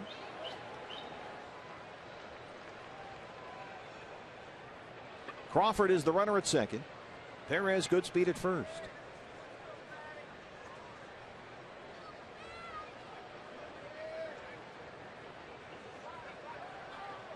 Now he squares and pops it up. Just out of the reach of Tuffy Gozawish. It's now 1-2. I used to do the same thing from time to time. In what appears to be an obvious bunt situation, you assume the other team's going to throw a high fastball trying to get the batter to pop the ball up in the air. Turn him loose. Maybe he can get on a high fastball and get a base hit. But once it gets a 1-strike count, now I want to see you bunt that ball. Now in a 2-strike count, it could go back to a swing again. We'll see how Boch plays it. Andrew Chafin had retired 5 in a row to end the 4th. He's opened up the 5th with a single to Crawford. A wild pitch moved him up to second.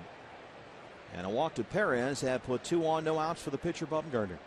A ball and 2 strikes.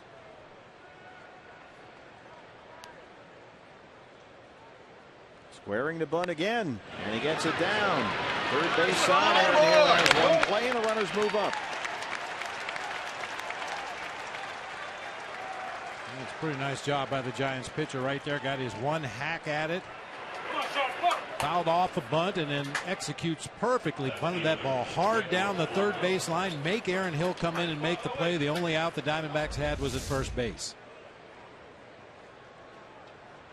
And that's a nice read by Aaron, who hasn't played that much third base for a long time, to immediately recognize that Andrew Chafin cannot get that ball. I've got to come in and make the play at first base. And now the infield will come in. Everyone with a toe or 2 on the grass. Second and third, 1 out for Gregor Blanco. Blanco 0 for 1. He walked his last time up.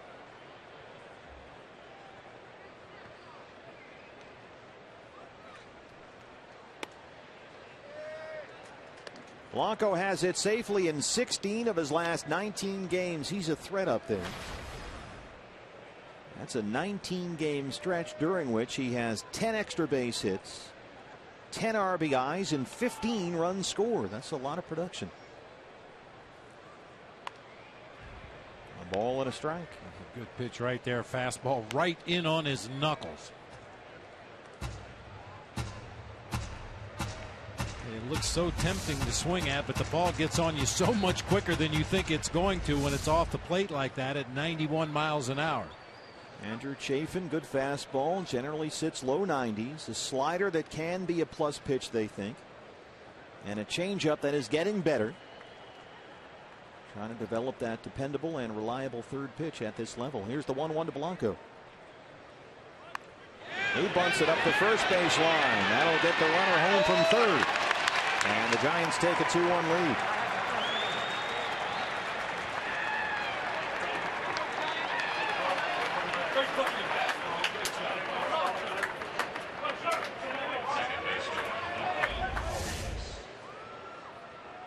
You'll see a lot of left-handers do this against a tough left-handed pitcher. With a runner at third base, square around, take that ball with you to the first base side of the field. Tag play by Trumbo right there, chasing Blanco out of the baseline, but Crawford scores behind the play. And Perez moves into third. 2-1 now with 2 outs. Joaquin Arias 0 for 2.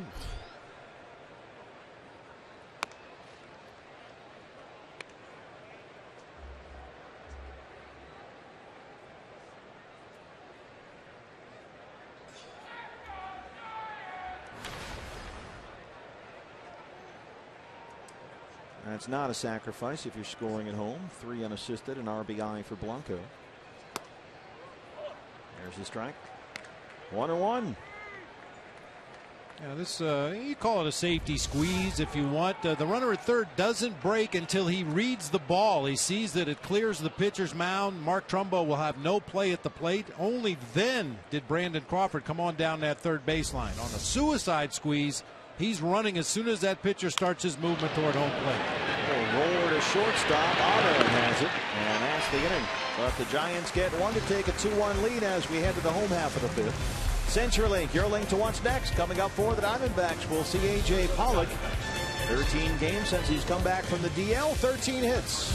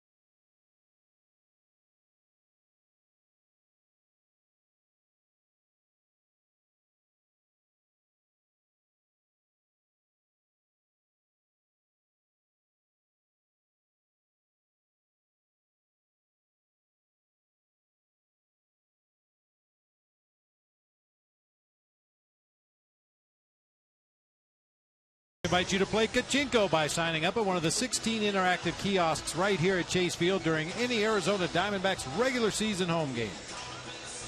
Bottom 5 in a 2-1 ball game here. Fun times at the RamTrucks.com pool area. And a matinee here at Chase Field. After today, only 3 more home games left this year. As soon as this one is over, we are on a plane to Colorado for 4 against the Rockies at Coors Field, and then 3 in Minnesota against the Twins before it's back home to finish up the season with 3 against the St. Louis Cardinals. Madison Bumgarner a 2-1 lead. Chris Owings, A.J. Pollock, and Mark Trumbo 2, 3, and 4 in the Arizona 5th. Chris Owings singled his first time up. He's 1 for 2.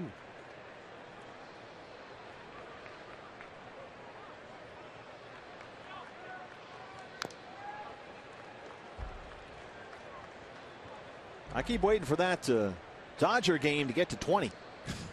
See if the Rockies can put up a 20 spot on the Dodgers. Right now 14-0 Colorado in the 6th. We'll be there later tonight. Might be able to catch the end of that game. Yeah, probably will, right?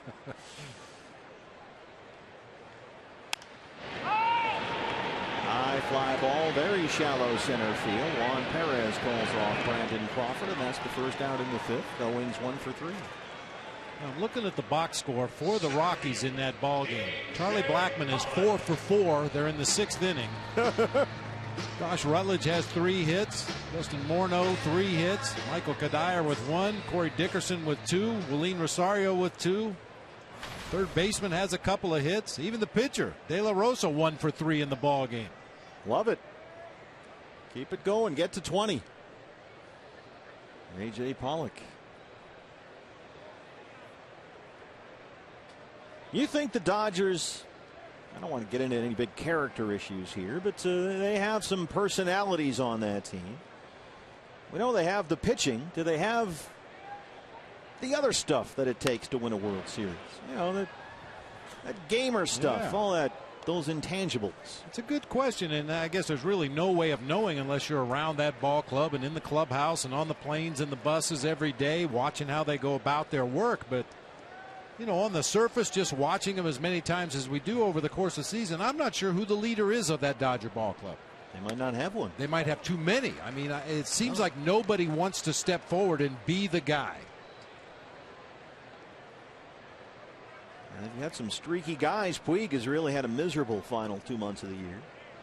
Gonzalez has been steady. Crawford up and down. He's been good lately. And it seems like every player offensively has had their own issues to deal with at some point, sometimes many points this season. Occasionally those kind of distractions can, you know, look over here, don't look over here. You can focus on your work because everybody's worried about whether Puig's on time for batting practice or not. Occasionally that can work to your advantage, but it just appears once again from the outside with this Dodger team that every time something pops up in the paper or on the Twitter or on the interweb, it just rattles their cage a little bit. They don't know quite how to deal with all that stuff. And the Hanley Ramirez free agency issue is still ongoing, as it is here with the Giants and Pablo Sandoval. They don't know if Pablo's going to be back next year. A.J. Pollock drives that one to center. Perez won't get there, and Pollock is on the run. He's headed for third. A.J. Pollock, his sixth triple.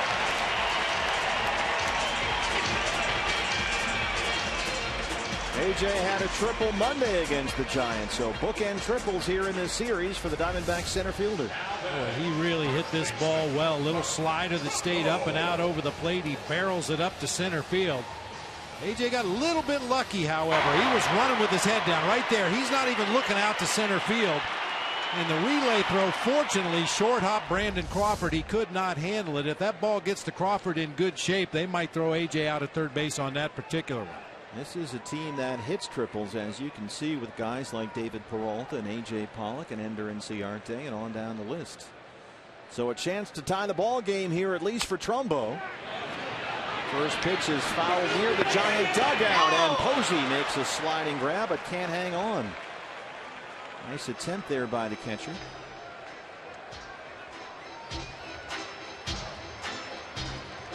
It doesn't feel the same without shin guards on.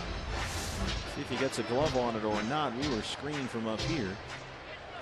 Yeah, it looked like it just deflected off the edge of the glove right there before dropping down to the warning track and on into the Giants dugout. So Trumbo, who is 0 for 2 with a pair of strikeouts, is down 0-1.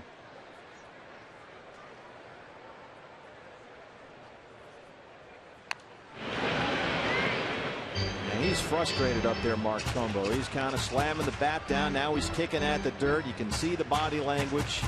You can see him pressing here. You know how badly he wants to get that run home, and look at the reaction. He's just frustrated. He swung at a bad pitch. That's a pitcher's pitch right there at the bottom of the zone, breaking down, was probably going to end up in the dirt. Just a little overly aggressive trying to get that guy home from third. And now he's put himself in an 0-2 hole.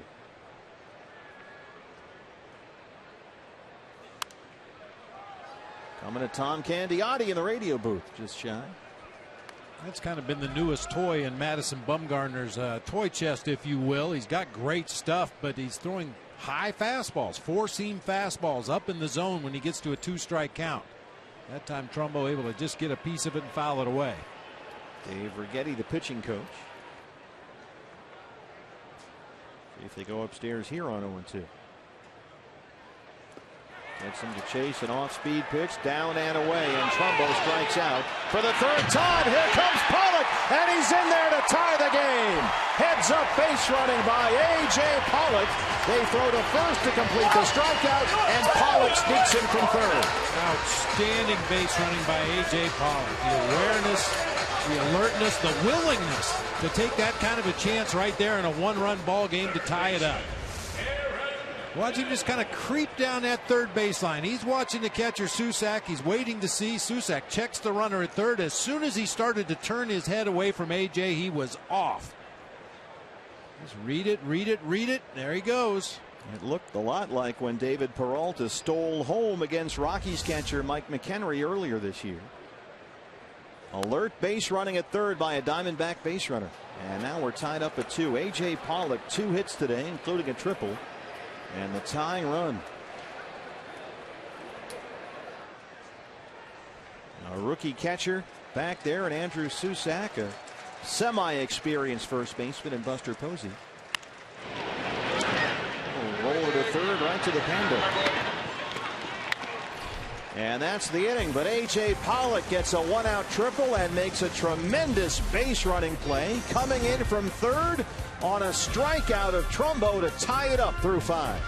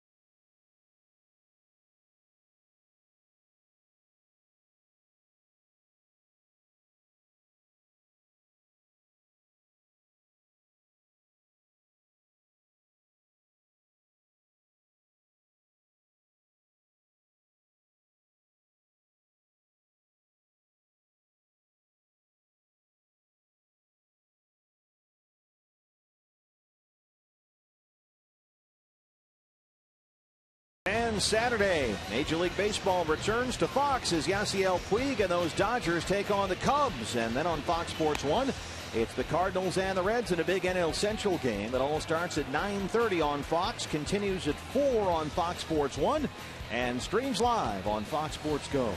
Now 15-0 Rockies. We're getting to 20, BB. We're going to put up a 20 spot on those boys in blue. How about a little Wetzel's Pretzels? Tell you what, if they score 20, I'm buying Wetzel's Pretzels for everybody in the booth. Ooh, there you go. And we'll eat those on the plane. Send Dennis Lamb home with some Wetzel's Pretzels. Those are good. Well, trailing big early in that game, Don Mattingly's pretty much emptied the bench. He's got all of his killer bees in there. All of the starters are pretty much out of the game at this point. Andrew Chafin so far has given up only 3 hits. And one is now a 2-2 ball game.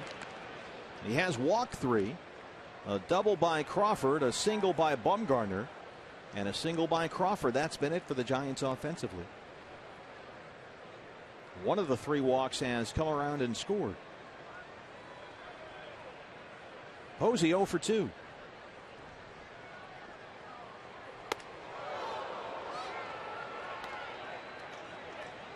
They're lost in the shuffle of that 15-0 Rockies lead in the bottom of the 6th. The fact that Jorge De La Rosa has only given up 2 hits through 6 innings. He's dealing.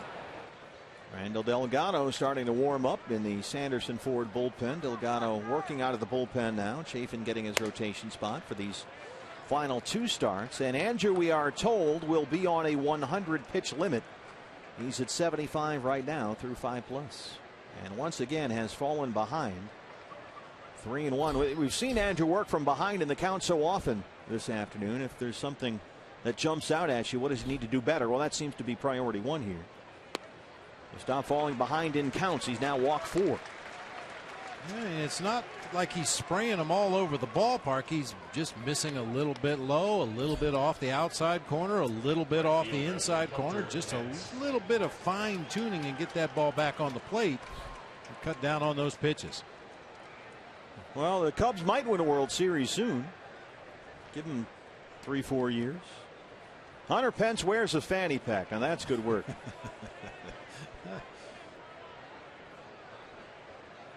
Here is Hunter Pence, 0 for 2.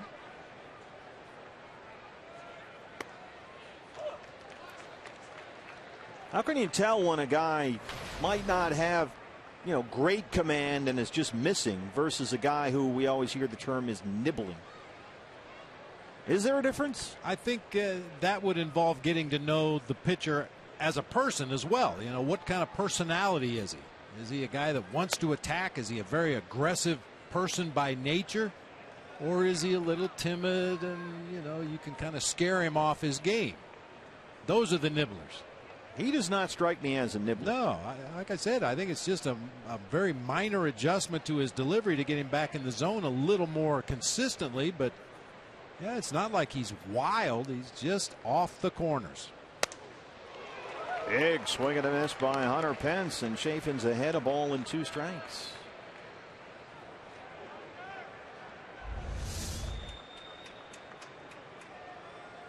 Elevates the fastball. Pitch number 80 from Andrew coming up.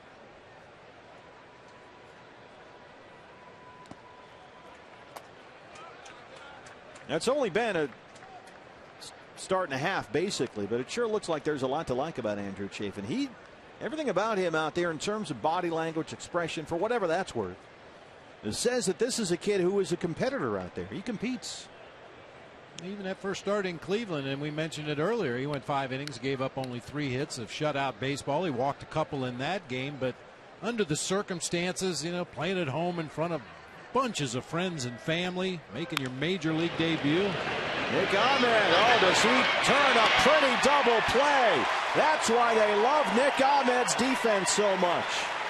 He just showed you right there. Let's check the call at first. Dana DeMuth, the crew chief down there. Hunter Pence keeps gesturing safe, safe, safe. I was safe. And here comes Bruce Bochy. Either way, it was a pretty start to that play by Nick Ahmed at short. Well, quickly he gets rid of it right there. His foot didn't even come back down to the ground. Got it over to Chris Owings quickly. Our Chaz Roberts cool play of the game. Could be a double play. We're probably going to have to wait on a challenge here.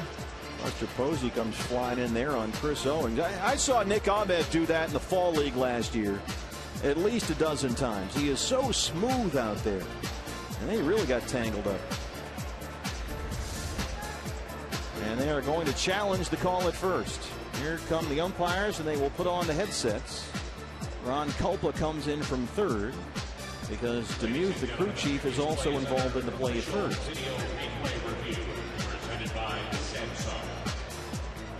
And Bruce Bochy has got to have this game. He can see that 15-0 score in Colorado up there on the Chase Field scoreboard. He's got to have this one.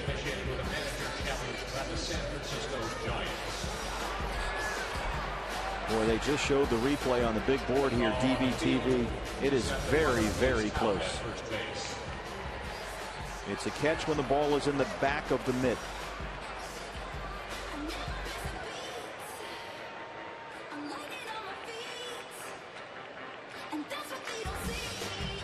Is that enough clear and convincing evidence to overturn the out call? Not for me. I mean, it's close, and you tip your cap to Hunter Pence for busting it down that first baseline, but that is about as close as you can get over there.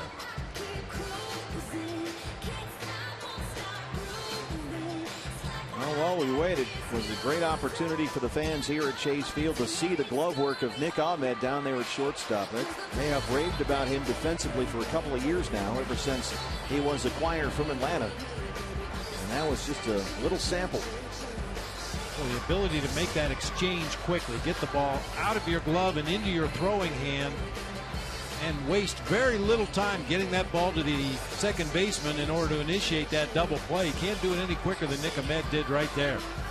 there is a smoothness to the way he plays shortstop. Some guys are quick, some guys are gamers down there, kind of dirt dogs. Nick Ahmed has just a nice, smooth fluidity the way he plays shortstop. And they're taking a long look at this in New York. Understandably, it's very close, and everybody here knows how big this game is for the Giants. Headsets are coming off. He is out at first. Bruce Bochy can't believe it. The call on the field stands, which means there was not enough clear and convincing evidence to overturn the call. And now Bochy is without his challenge. It's a double play. 2 outs, nobody on for Pablo Sandoval.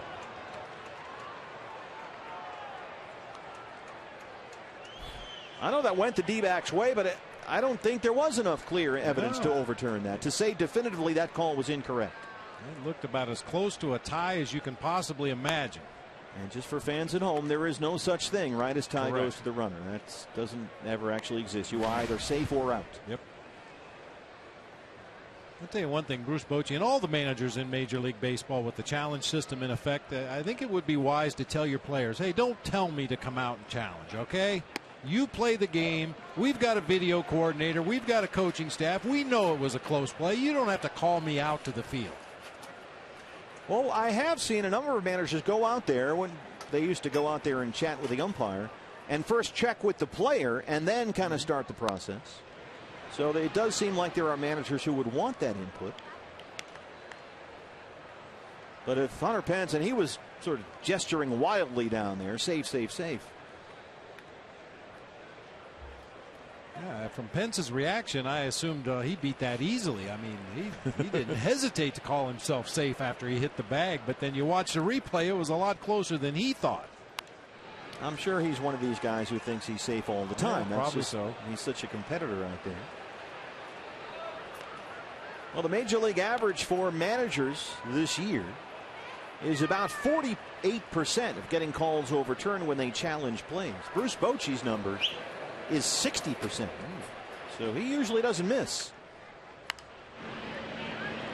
But considering the situation here, 2-2 game, 6th inning, you need a win. That was probably worth a shot. Here's Hunter Pence after. Yeah, I was safe. Come on out. Get out here. Well, and as a manager, you feel compelled now. I don't want Hunter Pence to get thrown out of the ball game. I want to show him that I'm supporting him, but we've got a system in place to check that replay, and if we decide we want to challenge it, we'll challenge it. Shut up, Dorn. There you go. 2-2. Chafin started walking off the mound there. Did not get the call from Lance Berry. 2 balls, 2 strikes, 2 outs. 2-2 ball game.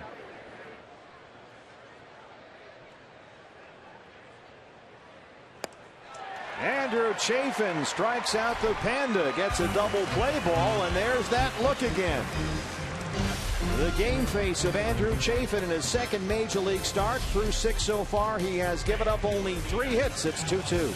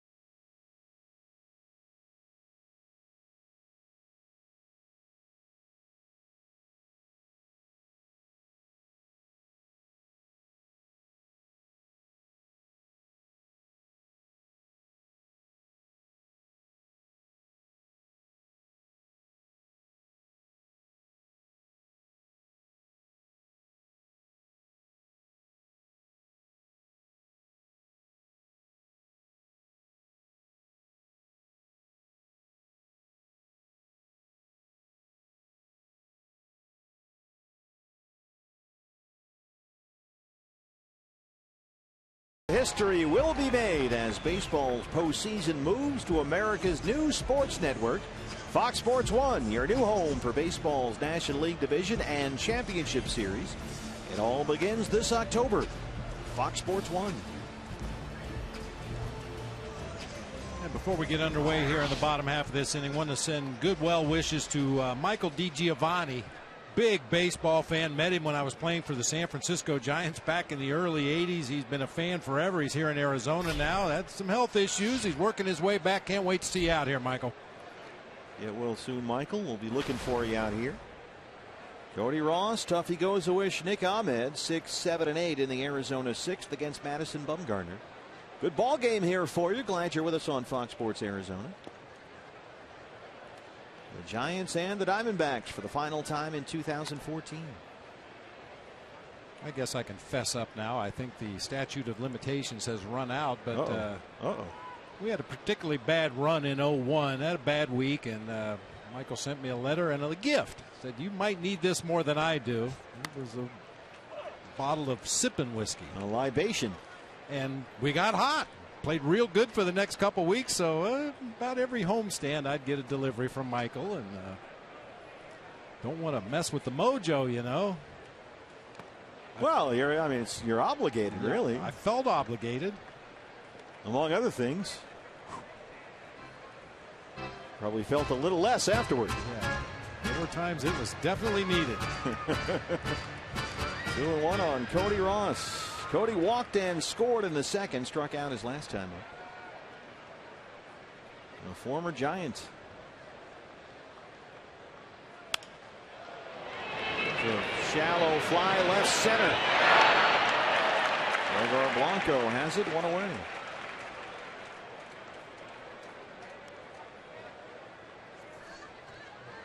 Hey, D-backs fans, download the Circle K mobile app today on your mobile device and visit your local Circle K for all the details. For the purchase of a 20-ounce Pepsi, you can win tickets to Super Bowl 49 in Arizona this February. Super Bowl will be here. That'll be big. The Pro Bowl will be here also. That will not be big. So if he goes to wish 2 for 2, a single and a double. Slow roller. Here comes Sandoval. Nice play by the Panda. He really has improved his defense down there. We talked about that when we were last in San Francisco. The thing that Bruce Bochy says he really likes about Sandoval is that quicker first step. Well, it helps when you drop 50 pounds or so. You're going to be quicker on your feet. He's always been a good defender. Has real soft hands down there at third base. A very strong, accurate throwing arm. There were times he could barely bend over to reach the ground. And I think that's a big concern for the Giants and why they haven't re-upped him. They love him offensively. They love what he brings to the team with his attitude and his enthusiasm for the game. But you know, when a guy has had a history of ballooning 75 pounds in the offseason, you hesitate to give him a long-term contract. It's a risk, there's no doubt. I mean, he's such a fun guy to have on the team. I know the Giants broadcasters were telling us how much fun he is. In a great way, he provides so much energy and life down there, and he's been a very good player for them. But yeah, that's a big risk when you're talking about those kinds of dollars. But it wasn't too long ago that Bruce Bochy used to have to take Sandoval out of the game when they had a lead, put a better defender in there at third. But that's not the case anymore.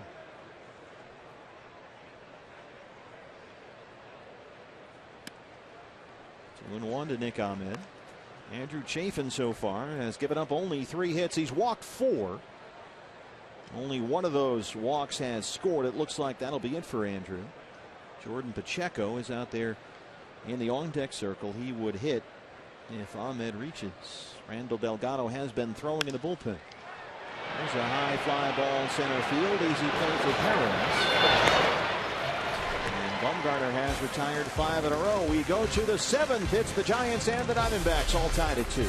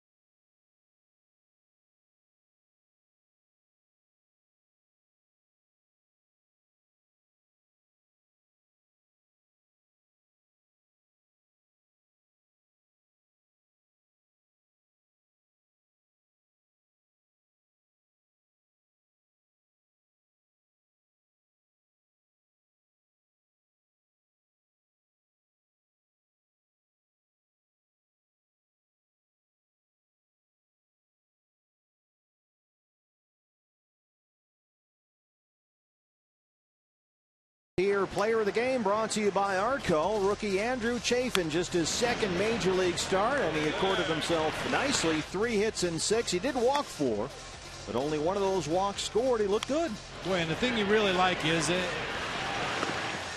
it's easily fixable. We talked about it in that last half inning that he pitched. He's right around the zone. He's not missing by much. He's not spiking balls in the dirt and throwing them to the backstop and bouncing, breaking balls. His command appears to be pretty good. Just needs a little bit of fine-tuning. First round pick 3 years ago out of Kent State, Andrew Chafin. And so that's it for Andrew. He works 6 innings and gives way to the man who was supposed to start this game originally, Randall Delgado, who will now work out the bullpen for the rest of the year. So Delgado gets the 7th. Susac, Crawford, Perez due up. And you would assume just the 7th for Randall Delgado, with the pitcher spot due to lead off in the bottom half of the 7th inning. No double switch was made, so probably just a 3 outs and out appearance for Randall Delgado. Susac walked and scored in the 2nd. He struck out looking his last time up. Talking about some of the young pitching depth in the Diamondback system, and starting to see more and more of it coming up. First pitch swinging, Susac pops it up. Nick Ahmed wants it. 1 pitch, 1 out for Delgado. Well, let's see how Gonzo did. It's that time again. Luis Gonzalez on the clock, as drafted by the Brenly committee here.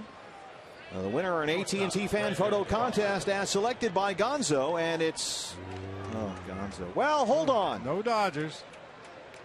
It's not technically a varmint because it looks like, I hope it's a stuffed animal. I believe it is. And the Dodger cross out on a day they're losing 15-0. I'm going to count that as a win. Yeah.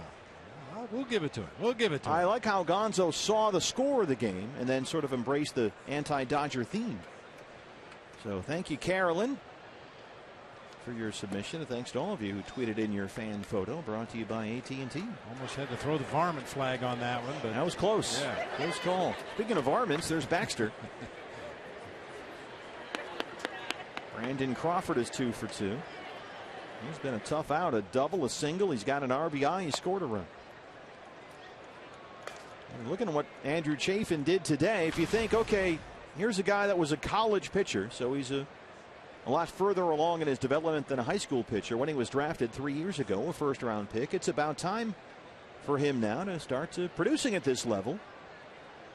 According to your development timeline, anyway. Crawford belts that into right field. He's 3 for 3.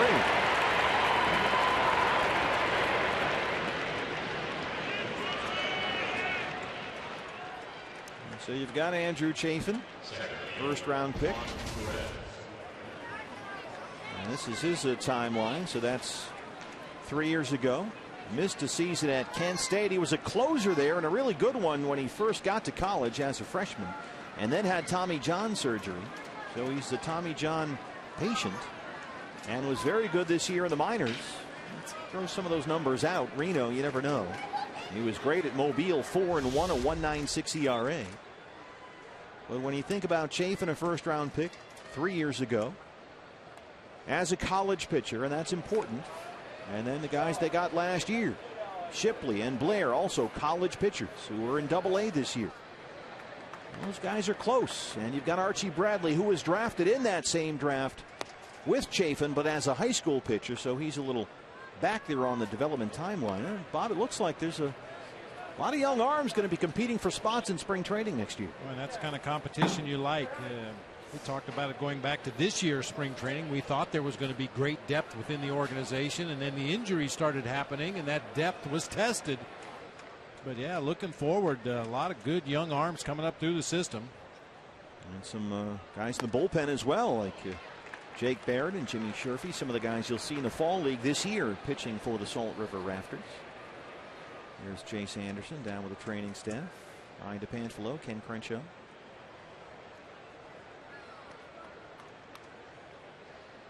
And plus, there's El Nino, who, there's no question, has been one of their 5 best pitchers, as Perez ropes that one right to Ron Pennington down there. All right, we're talking about this on Snake Talk on the radio side after the ball game last night. You know, what the rotation looking like for next year. Well, it's clear that Josh Collmenter and Fidel Nuno have been 2 of their 5 best starting pitchers. So based just on that, if you're going to fill out a rotation for next year, Clemente is in there, and so is Nuno. Now a lot can change. You're without Bronson Arroyo all year long. Tommy John, he doesn't figure to pitch next season. As Delgado strikes out Perez.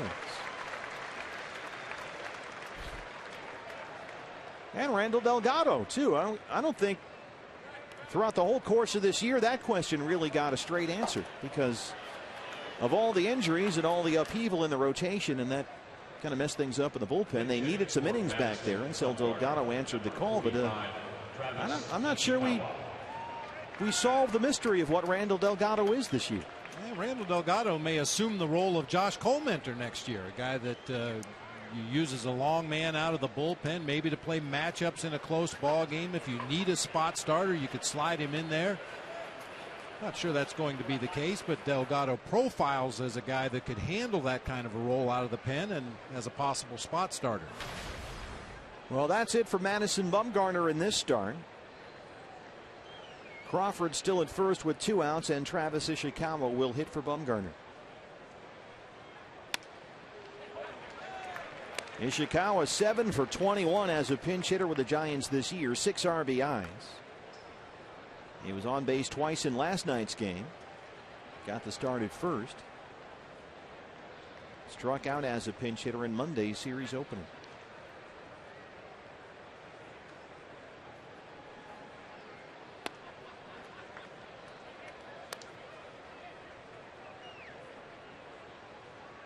This is a guy they picked up near the end of April. Gene Michie warming for the Giants.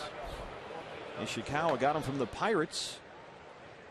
Kind of stashed him in AAA most of the year, but with Brandon Belt hurt, he's now played 40 games with San Francisco and hit .317 with 2 homers.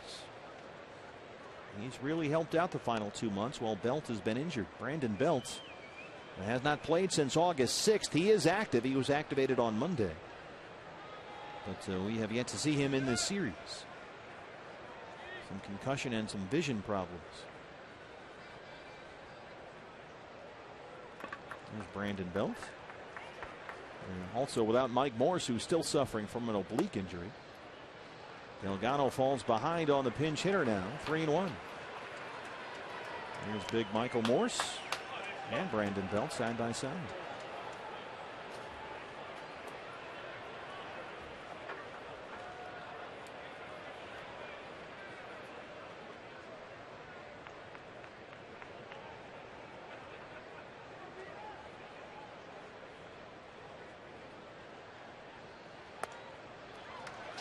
Delgado walks the pinch hitter, so it's 2 on, 2 out for the leadoff man, Gregor Blanco. That's not such a bad walk. I mean, Ishikawa last 24 games has hit about .350. He's hot, and he could belt one out of here easily. So they'll work to Blanco now with 2 on and 2 out. Yeah, the only problem is it moves that potential go-ahead run into scoring position. Brandon, you want to be very careful with Ishikawa, but he doesn't really have much opposite field power. Just throw him hard away, let him hit the ball to left field, get your team back in that dugout. So they'll work to Blanco now. He walked in the 3rd, had an RBI ground out his last time.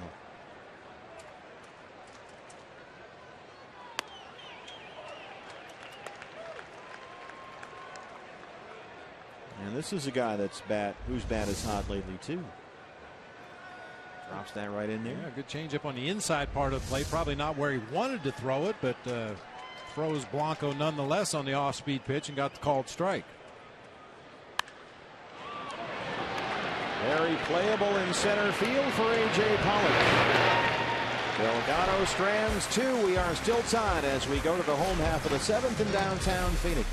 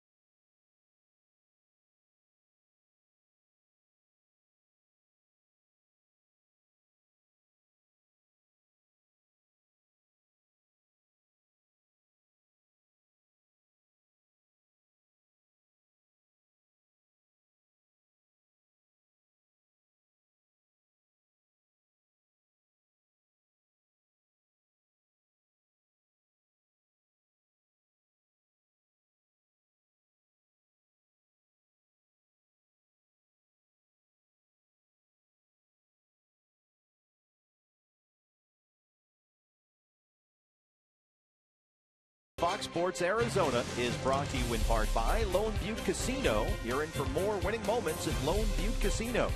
And by Cox Communications. Bundle and save with Cox. Cloudy, rainy day in the Valley here, downtown Phoenix. Chase Field, D-backs and Giants. Steve Ruthine, Bob Brenly back with you. Fans, check out FoxSportsArizona.com for all your online local sports coverage. You'll get reaction from the D-backs clubhouse here after the final game of the season against the Giants. Jack McGruder reports that Cody Ross is willing and ready to fight for a job next year. And it's a new quarterback for ASU. They've got to get that figured out. All that more at FoxSportsArizona.com. Some changes here in the ball game. Let's start out on the pitcher's mound. The new Giants pitcher is the right-hander Gene Machie. 66 relief appearances. That leads the team. It's a career high. And the pitcher spot is due up for the D-backs, and Miguel Montero will come in, and he will hit for Randall Delgado. Miggy with good numbers against Machi, 4 for 7 lifetime. That's a .571 batting average, including a double. He's also walked a couple times. So Montero, Inciarte, Owings, 9-1-2 in the Arizona 7th. Miggy 0 for 4 yesterday. He is 2 for his last 28 at the plate, but 4 for 7 career, as Bob mentioned, against Gene Machie.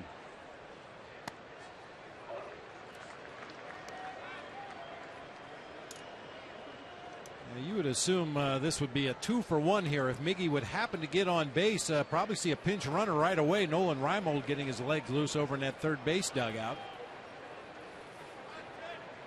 Miggy had a double in Monday's win over the Giants here in the series opener.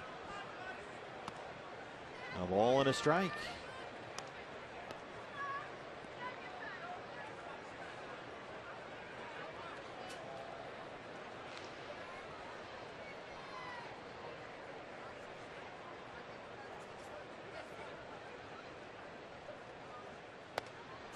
Giants got a run in the top of the second. A 2-out walk to Andrew Susac from Andrew Chafin. Brandon Crawford then an RBI double.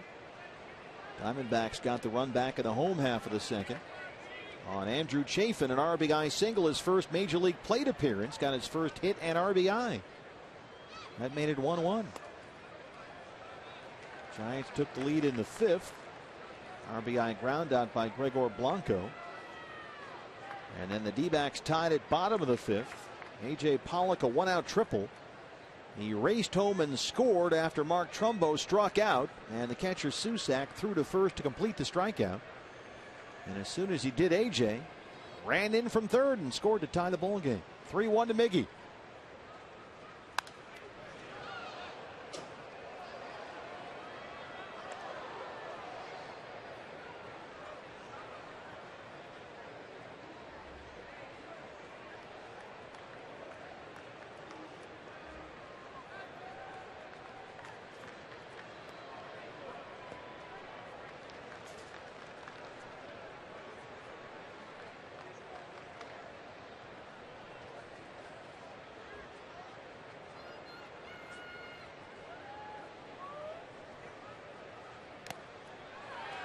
Susac hangs on to the foul tip, and there's the strikeout, 1 away.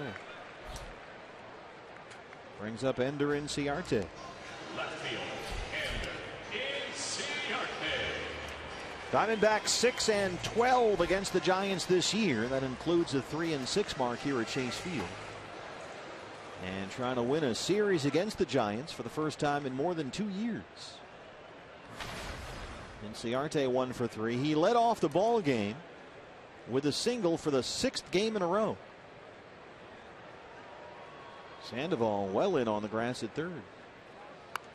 Ender shows bunt up the first base line, but that's foul.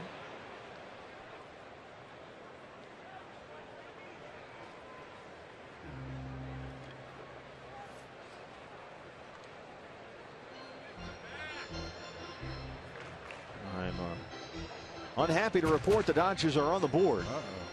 They have now closed the gap to 15 runs in Colorado. We will be there later tonight. Former Cub great Darwin Barney a home run. It is a special day.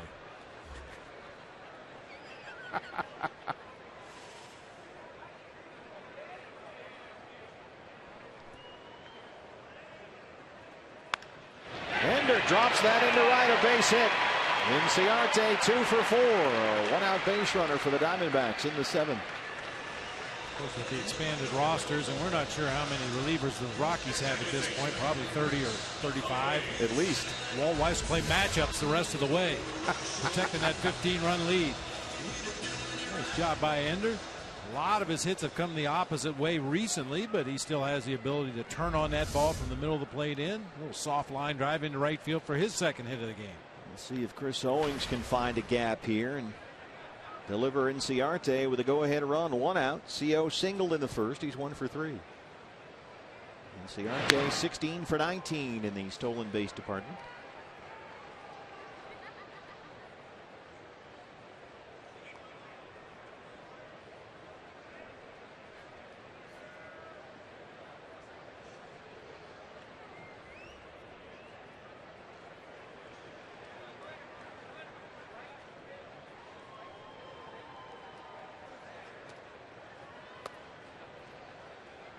One 1-0 to Chris Owings.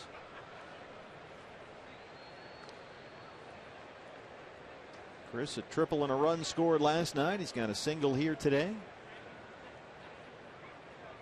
He's hit in 5 straight games. He's scored a run in 6 consecutive ball games.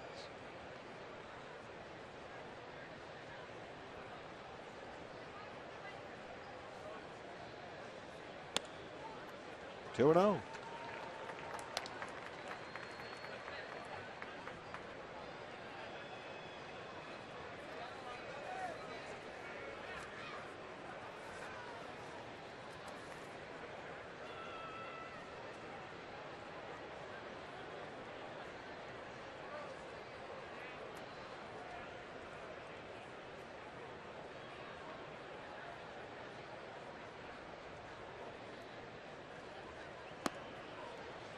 She cannot find the strike zone. He's behind 3-0.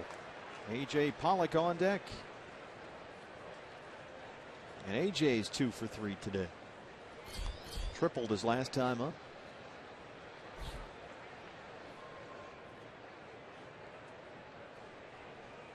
And we've seen Chris Owings swing 3-0. Diamondbacks don't do that as much as they have in years past, but we've seen CO swing that bat on a 3-0 count if he gets something to his liking. Taking that time, 3-1. Thought he might have had ball 4 there, but Lance Barrett says not so much. Definitely not a pitch you want to swing at 3-0. Maybe just nip the bottom of the strike zone. Probably would result in a ground ball if you do put it in play, and that's not what Chris Owings is looking for. 3-0. That looked like one of those 3-0 umpire strikes. Yeah. They are almost conditioned to call that pitch a strike no matter where it is.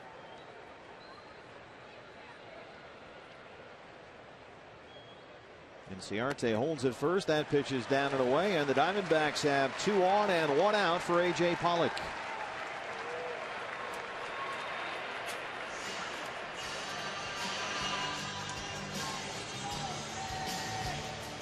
Giants have got to have this ball game. Dodgers getting beat up in Colorado now in the 9th inning, down 16-1. San Francisco began play today. 3 games behind LA in the NL West with only 11 to play. Contos and Romo, a pair of right-handers, start to warm up. And so the Dodgers are about to drop one at Coors Field. Giants can close within 2 if they can win this ball game, but the Diamondbacks have a threat going here. 2 on, 1 out. And AJ Pollock steps in. D-backs today 1 for 10 with runners in scoring position.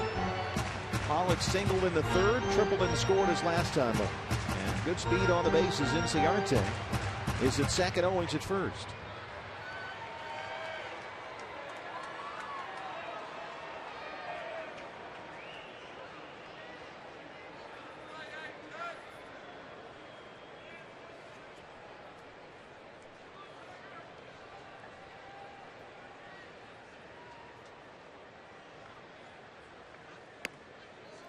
And again, Gene Michie cannot find the strike zone. He's thrown 14 pitches so far, more balls than strikes. Highest OPS as a center fielder this year with at least 200 plate appearances. That's on base percentage plus slugging percentage. And A.J. Pollock backs up. The numbers do anyway. What we've said all year long, this guy is an all-star caliber player at that position. And with the same qualifier, 200 plate appearances, he leads all major league center fielders in batting average. 315 over Andrew McCutchen's 307. Fouls off the 1-0. And with his newfound power this year, same thing. Minimum 200 plate appearances. He's second only to Mike Trout in slugging percentage. AJ slugging .545, Trout .566. National League Player of the Week twice just before he got hurt at the end of May with that broken right hand. Missed 79 games, out all of June, July, and August. But since he's come off the DL, has 14 hits in 13 games.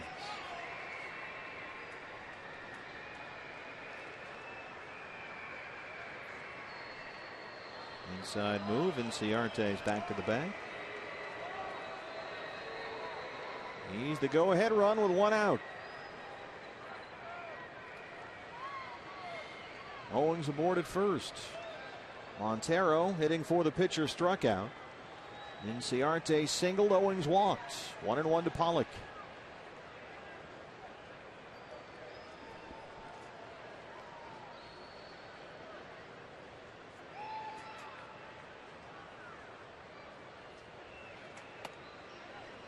This is inside, 2 balls and a strike.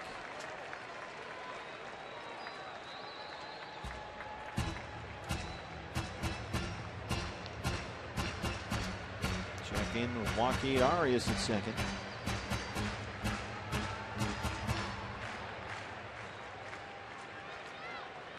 I think the Giants infielder should just leave Machie alone. He's working at such a molasses-like pace right here. I'm not sure if it's by design, trying to slow down the Diamondbacks offense, or I don't recall him ever working this slowly before, but having trouble finding the strike zone, maybe trying to get himself back into a rhythm. He's thrown 9 balls and 7 strikes. Here's the 2-1. In the air, center field. Juan Perez. Ciarte will head for third, and he'll make it. Go-ahead run 90 feet away with 2 outs. And it's another chance for Mark Trumbo to get a run home. So far today, Mark, it seems, has been up in a spot like this all day long. He is 0 for 3 with 3 strikeouts.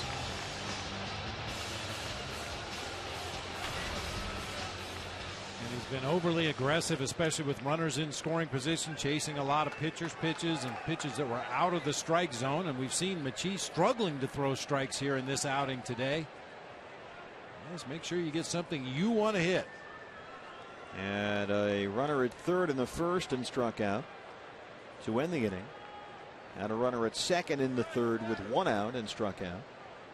Had a runner at third in the fifth with 1 out and struck out. Diamondbacks today 1 for 11 with runners in scoring position. The 1 hit was by the pitcher Andrew Chafin in his first major league plate appearance, an RBI single.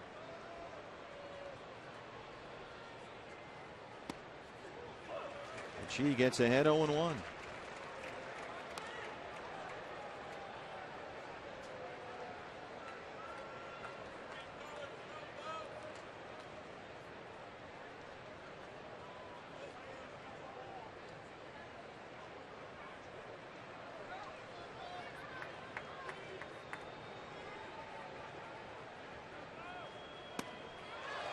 And again, Trumbo is well behind in the count. It's 0-2.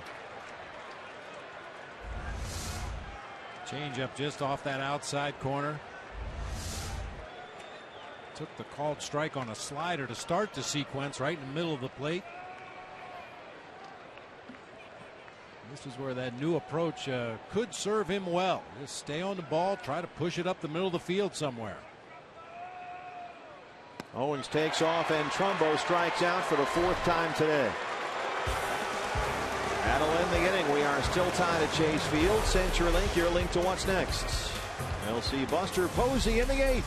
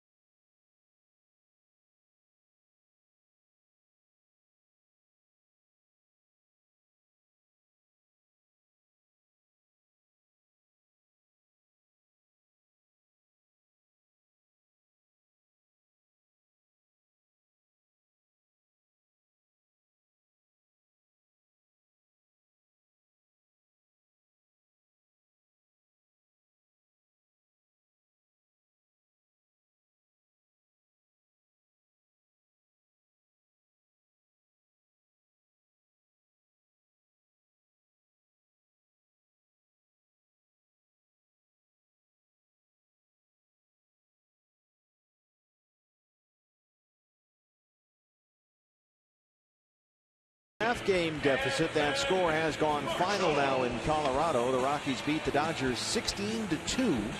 So it's now 2.5 games for the Giants. There it is, the final score. Thank you, guys. 2.5 games for the Giants behind LA. If they win this one, they'll only be 2 back with 10 to play, as Evan Marshall is out to start the 8th. And as we said, the Giants-Dodgers have 3 head-to-head. The Giants also have 6 games against the Padres remaining on the schedule. The Dodgers, I believe, go to Chicago to play the Cubs for 4. Then the 3 games with San Francisco, and they finish up with Colorado. And the Cubbies, with all their guys they have up now, Baez and all those guys, they're an interesting ball club right now. They can surprise you. Got Rizzo back. I assume the Rizzo was done for the year, given where the Cubs are in the standings, but he was back in there. First game back. He hit a game-winning home run. How about Arrieta, too? Almost threw another no-hitter. He's flirted with a no-no about 3-4 times this year. Joe Panik will hit for Joaquin Arias. And we presume take over at second base as well. The rookie from St. John's at 303 on the year.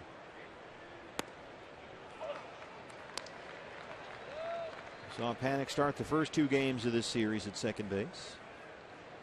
2 hits and 9 at bats.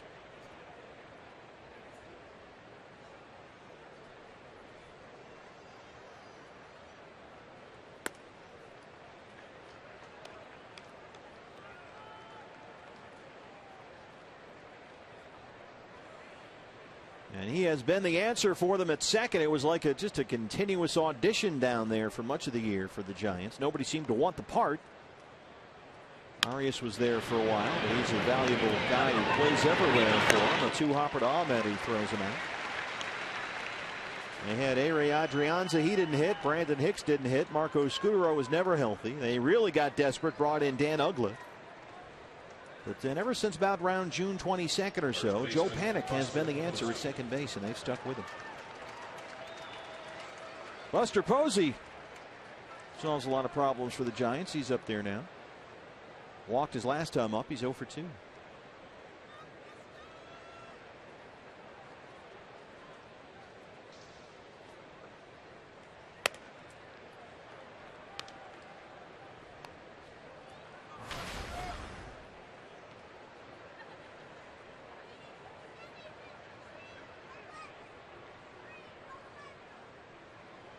Someone up here in our booth is flashing their cell phone light, which has become the latest trend here. I don't want to say who. It's not Dennis Lamb, and it's not Bob Brenly. It's not me, but they're trying to get it started, and now it's starting to catch on. You know what the next trend will be? What do you got? See how far you can throw a cell phone. If it doesn't stop. I thought you were going to say buying new cell phone batteries after they wear out. There's a strike, 2-1. Yeah, that has become the new thing now. Just set it to flash and turns into Christmas in here. Less so during the day game today. Actually looks like the sun is out outside. Peeking through some of the glass here at Chase Field. Raining all day. 2-2.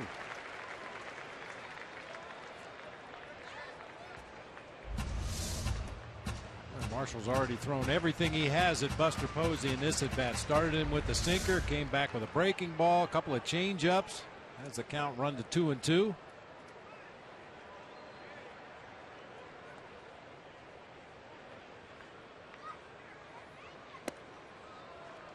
Posey able to hold up there, and it's full.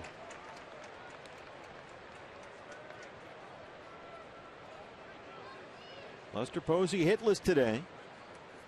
Batting over .360 since the All-Star break. He's got 11 home runs in the second half of the year, including the one he hit last night off Josh Colemanter.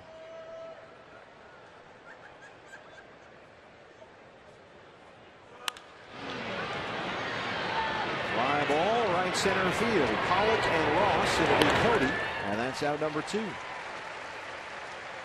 After this game is over, we are on a plane headed to Colorado, where the Rockies beat the Dodgers 16-2. 4 at Coors Field. Our Chevron upcoming pitching matchup. Johan Flande. You know, I had the Johan Flande for lunch yesterday. It was wonderful. A glass of Sauvignon with that. And Vidal Nuno as we continue to try to win Uno for Nuno. First of 4 at Colorado. Have all 4 games for you on Fox Sports Arizona. Hunter Pence.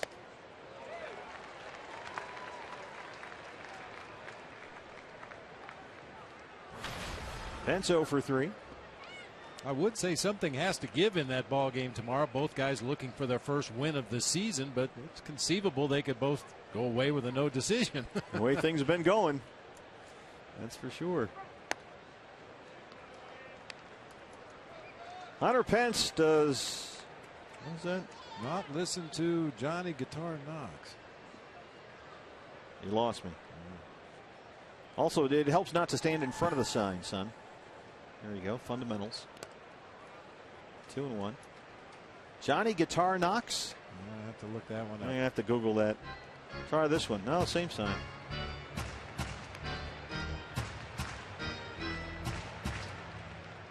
All right, now he's done a good job. He checked with Dad. Now he's standing behind the sign. We don't understand it.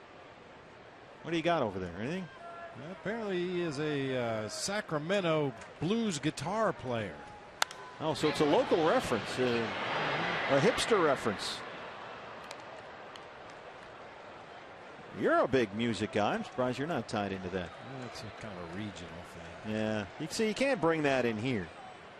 If we're at AT&T Park, okay, but. Or if we traveled to Sacramento during the course of the year and I knew about Johnny Knox, I'd make it a point to try to catch an act. Gonna have to get some better material there. Coming your way. Short again. Dennis Lamb. Dennis, stay in the booth. Dennis Lamb almost leaned right over. There he is. Wearing his D-backs jacket today. Right next to Mike Krukow over there, Giants TV side.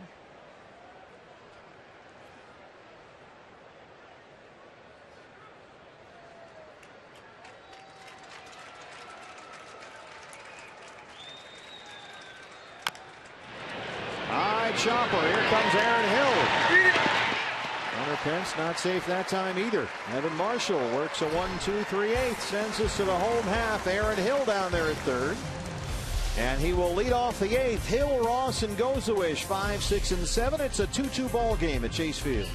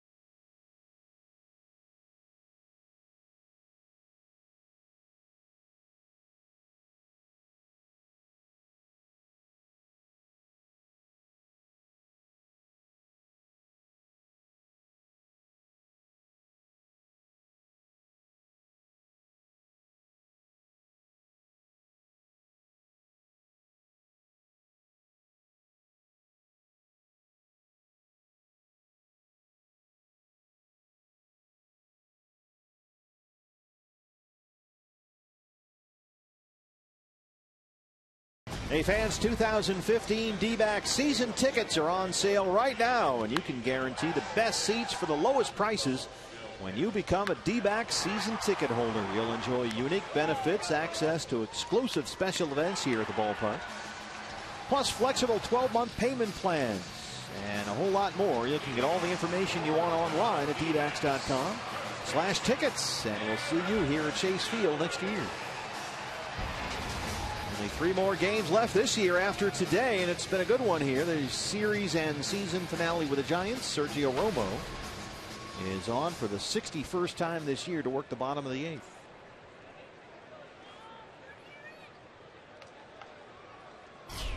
Joe Panik, who hit for Joaquin Arias, will stay in the game and take over for Arias at second base. Aaron Hill 0 for 2. He walked in the 3rd.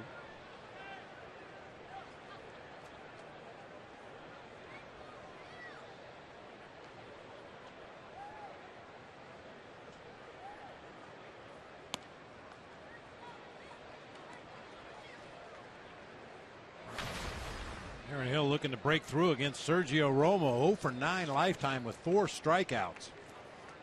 He's due.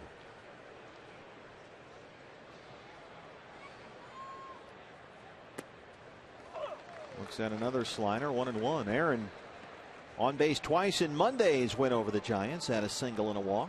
He's hit in 3 straight. There's that 0 for 9er.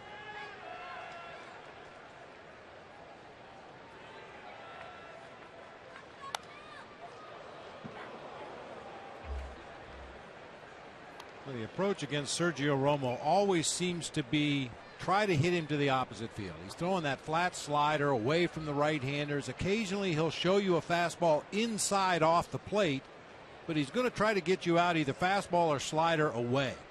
Opposite field approach would appear to be the best way to attack him. Going down there again. Got it up. Very shallow right center for Pence, who comes in, and that's the first out in the game.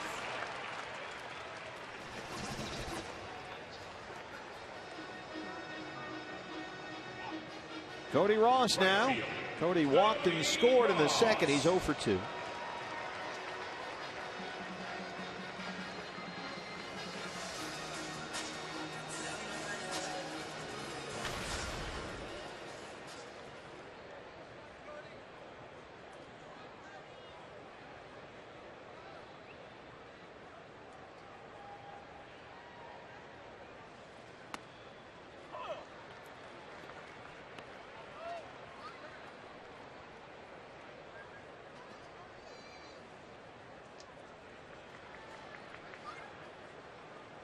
Never easy for the D-backs hitting Sergio Romo, especially here at Chase Field. He's pitched a lot in this ballpark and done very well. It's a slow roller to short. Crawford coming in. Romo 28 games in this ballpark. 24 2/3 innings worked. He's got an ERA of .3. Pretty effective. Wow. And now he'll work to Tuffy Gozuish with 2 outs and the bases empty.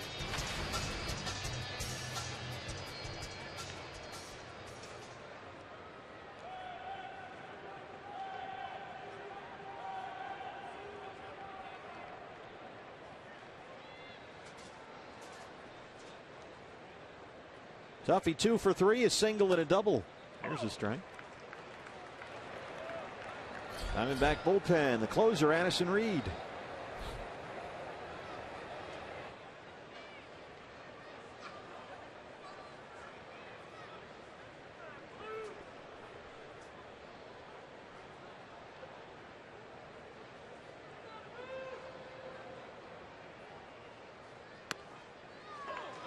Gozuish behind 0-2. Tuffy came into the ball game this afternoon, just 3 hits in his last 29 at bats. But he's got a single and a double.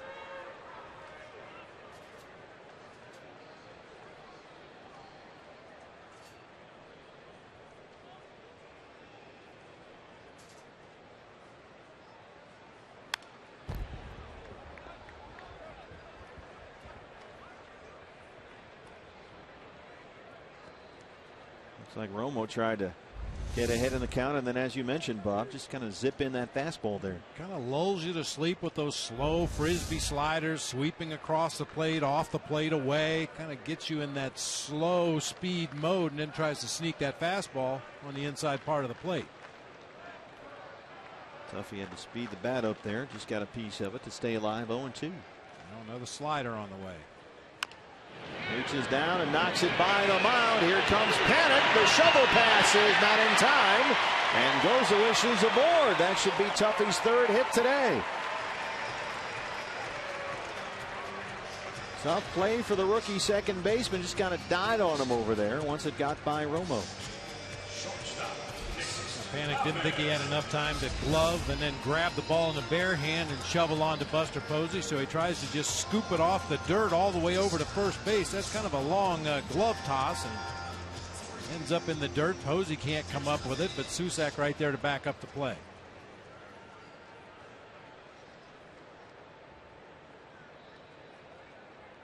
Right off the heel of the glove for Posey. So a 2-out base runner now for Nick Ahmed, who's 0 for 3.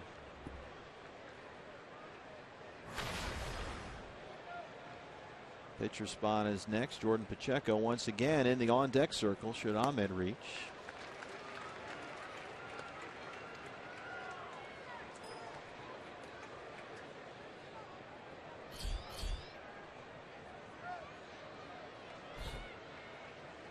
Nick, his first appearance with the D-backs since August 6th. Played 104 games with AAA Reno this year. Hit .312. Nick finally gets rid of that ankle guard. The strap on top had been loose all day. Every time he makes a move in that batter's box, the top strap would come undone. So he just took it off and threw it back to the on-deck circle.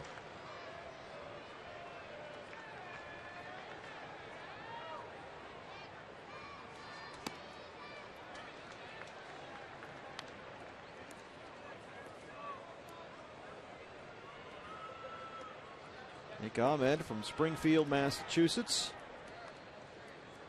Played at the University of Connecticut. He was a really good high school pitcher in Western Mass. Was 21-3 as a senior.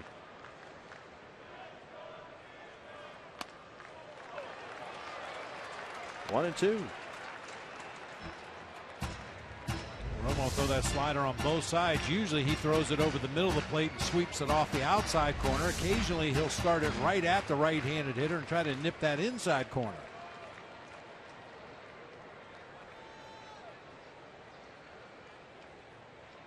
Would that then set up a slider down and away, trying to get him to chase? I would think, yeah, he's going to stick with slider. He saw that first swing from Nick Ahmed on that slider away. I think he's going to go right back to it. Late time granted by Lance Barrett back there.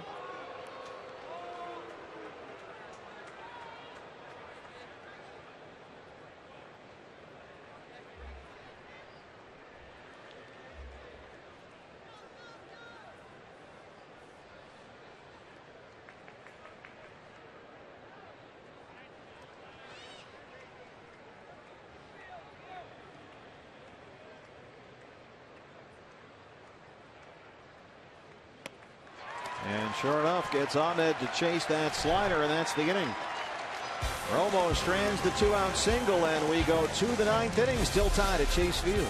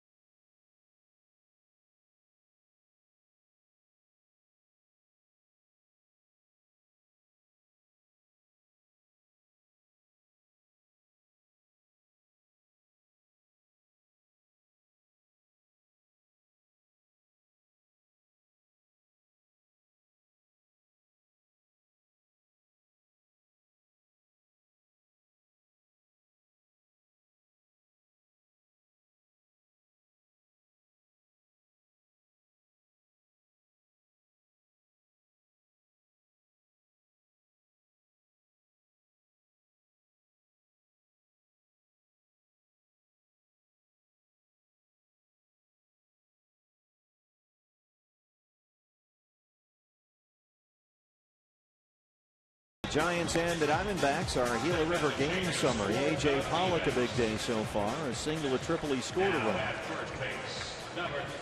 This was the 5th inning with 1 out. Pollock against Madison Bumgarner. Belts it to right center field. It's over the head of Perez. And that put A.J. at third for Mark Trumbo, who swung and missed to strike out. Susac throws to first to complete the strikeout. But A.J. sneaks in from third. And that was the tying run. We're still tied. Heads up base running by the D-back center fielder there as they score a run on a strikeout. And we are still tied. And now the pitcher for the D-backs as we start the 9th inning is the closer, Addison Reed. His 59th appearance of the year. I haven't seen a lot of Addison Reed since we left for that last road trip. Ball club only won 2 games on the trip. Gibby had to search for opportunities to get Addison Reed in the game. Jordan Pacheco takes over at first base. That's a double switch, so Pacheco. Well, it's not a double switch. They just changed it. It's a straight up. Okay. So Pacheco hits in Trumbo's 4 spot. Pitcher still in the 9 hole for the D-backs. And here's the Panda.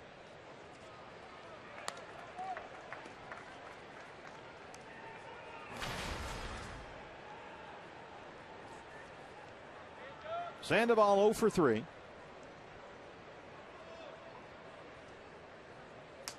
Had another 2-hit night last night. 4 hits in the series. And Addison Reed is behind 2-0.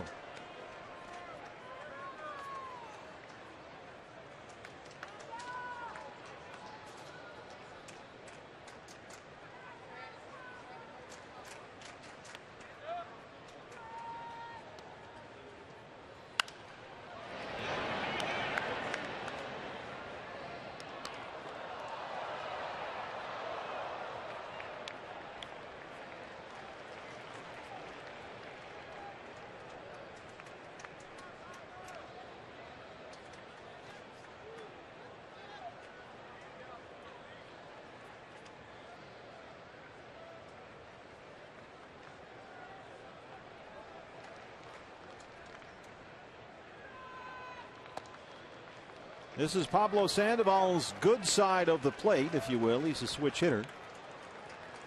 And it's a lot better over here than from the right-hand side. 120 points better, in fact. And there it is.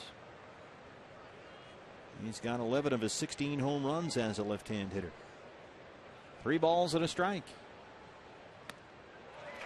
Addison Reed comes in, issues a leadoff walk in a 2-2 game in the 9th. Bochy has some speed on that bench if he wants to make the move right now, get a faster runner on there for Sandoval, representing the possible go-ahead, possible winning run. I don't see anybody popping their head out of that first base dugout yet. Well, we did say he's got a quicker first step. I don't know about the rest of them, but the next 35 take him a while. Going to need more than one to get there from first. Here's Susac, the catcher. Walked and scored in the 2nd. He's 0 for 2. And I know a lot of managers do this, especially when you're limited to a 25-man roster throughout most of the season. Now, a lot of managers wait until that guy gets into scoring position before using the pinch runner. I always thought if you're going to do it at second, why not do it right away? What if Susac hits a ball in the gap? I was going to say, yeah. Especially when he's the go-ahead run in a game you have to have if you're the Giants. Dodgers have lost at Colorado. 16-2 the final score there. And like I said, during the regular season, when you have only a 25-man roster, maybe you're carrying an extra relief pitcher for a segment of the season, and you just don't have enough extra players to burn a guy like that. But boy, at this time of the season, you got plenty of bodies over there in that dugout.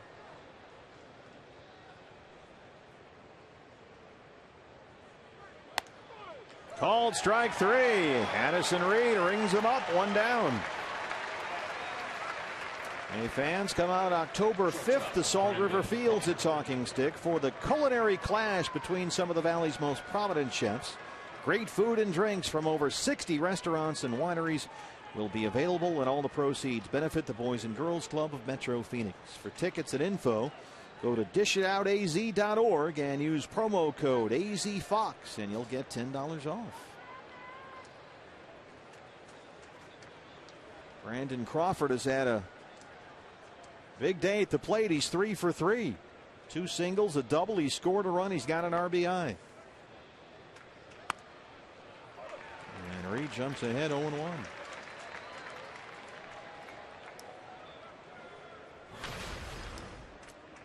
So Crawford has got 6 hits in the series. He's hitting over 400 in September. 12 RBIs in 14 games this month. 0-2. Got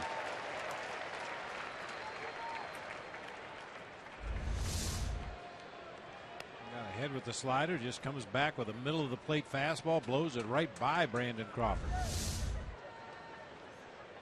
Giants have only 4 hits in the ball game. They've been out hit 9-4.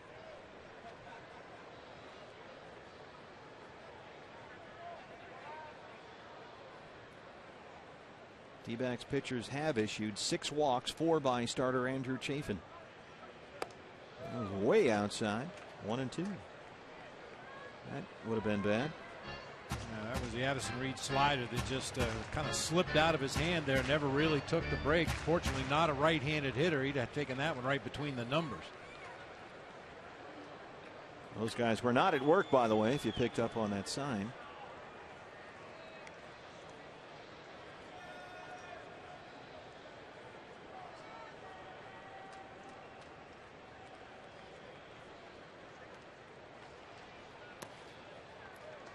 Two balls and 2 strikes.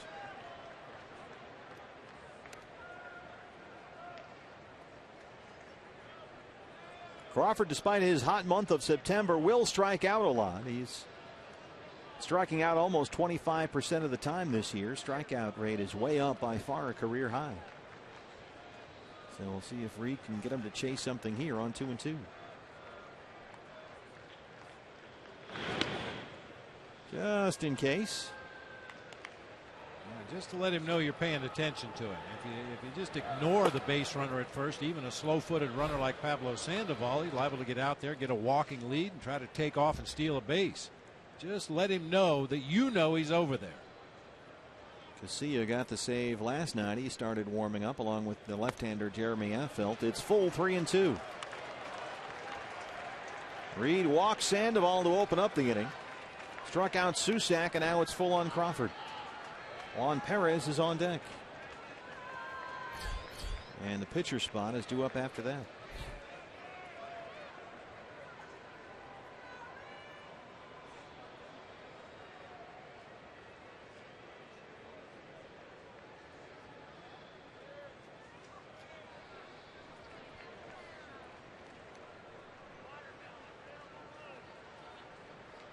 Drum roll, please.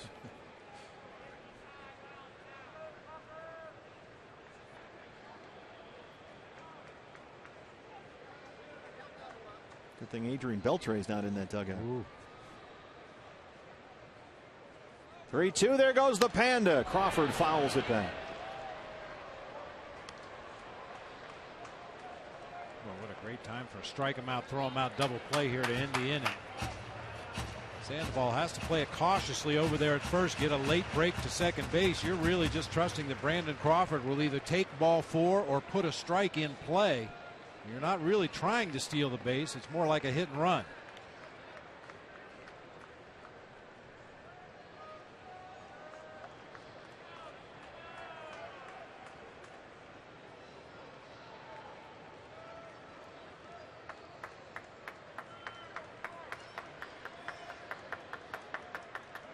Sandoval takes off again, and again Crawford fouls it back.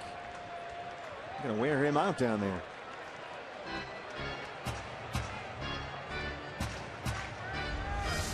Drum roll, please.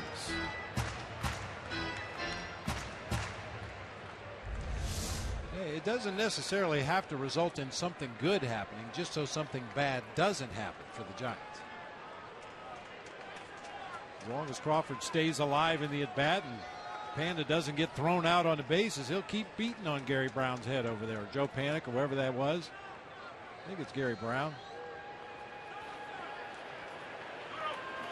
Sandoval takes off one more time, and Crawford drives it in front of Ross. And that's a base hit. Sandoval holds at second. Brandon Crawford 4 for 4. Might have to get Gary Brown a helmet if this continues.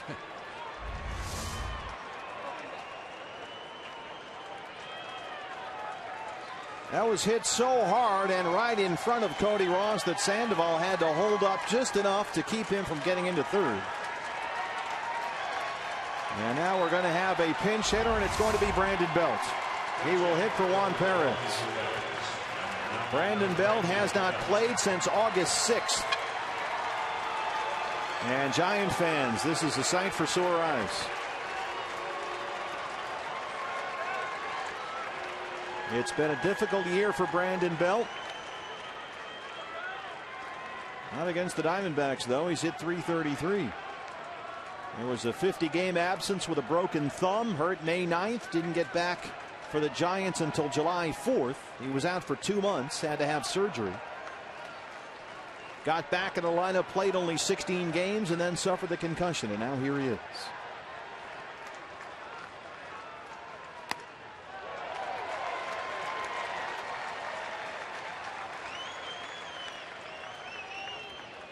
Belt hitting for Perez.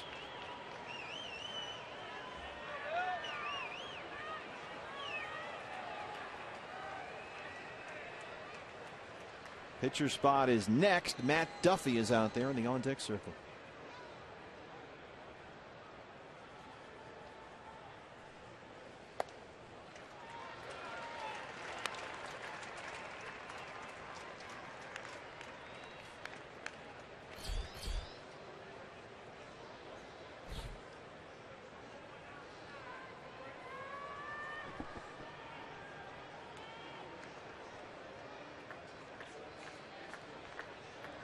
Matt Stites has started throwing in the Diamondback bullpen.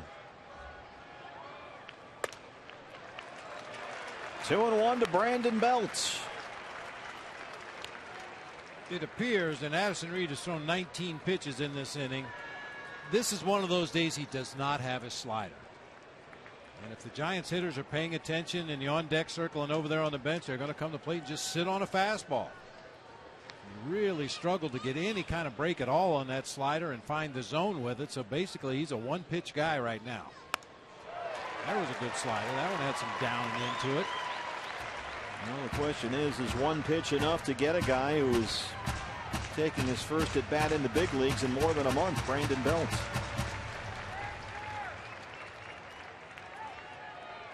Brandon Belt hitting for Juan Perez, and so Perez is filling in now for Gary Brown, who may have concussion problems of his own.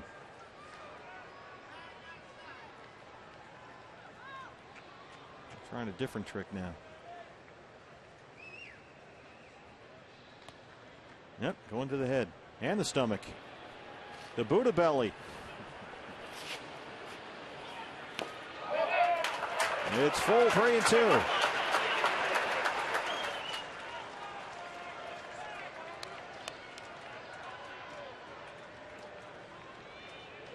Pablo Sandoval, a leadoff walk. He's at second. Susak struck out. Crawford singled. He's at first. 1 out, 3-2 to Brandon Belt. Giants have to have this game. Dodgers have lost at Colorado.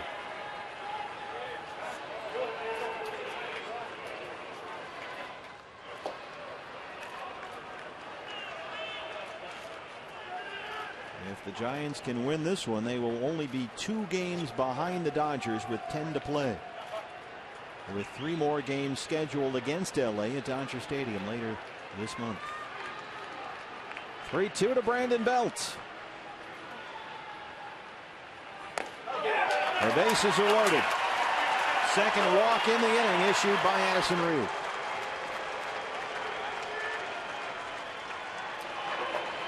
And now Matt Duffy will be the hitter. Pinch hitting for Sergio Romo. Number 5, Matt Duffy. Matt Stites continues throwing in the Sanderson Ford bullpen. Mike Harkey.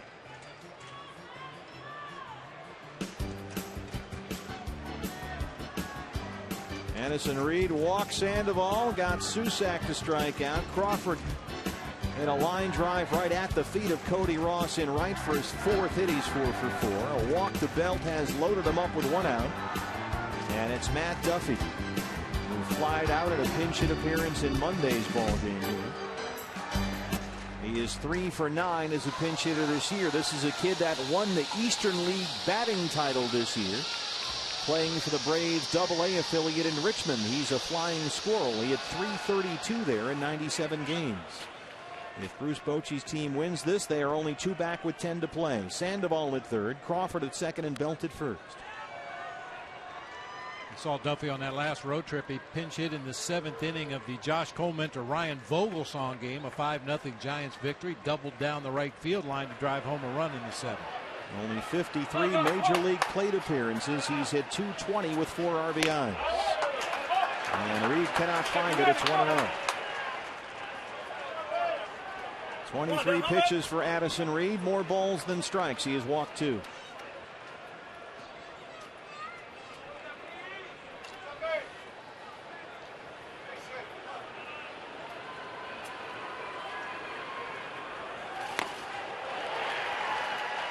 Jordan Pacheco at first is well in on the grass. Aaron Hill a couple of steps in at 3rd. Pacheco will start creeping in here.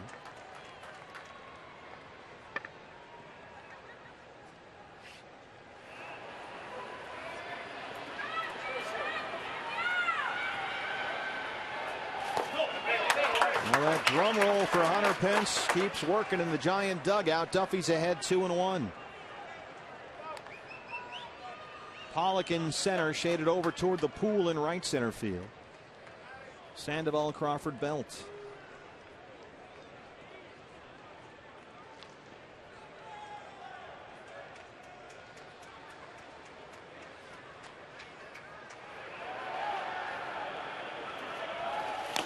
Look out. The bat hit a seat right behind the D-backs dugout. Everybody appears to be just fine. And immediately we have 5 or 6 of our Chase Field staff down there, and there's the signal. Everybody's okay. Good to hear. Good to hear. Good reactions by the fans over there. Fortunately, we had an empty seat up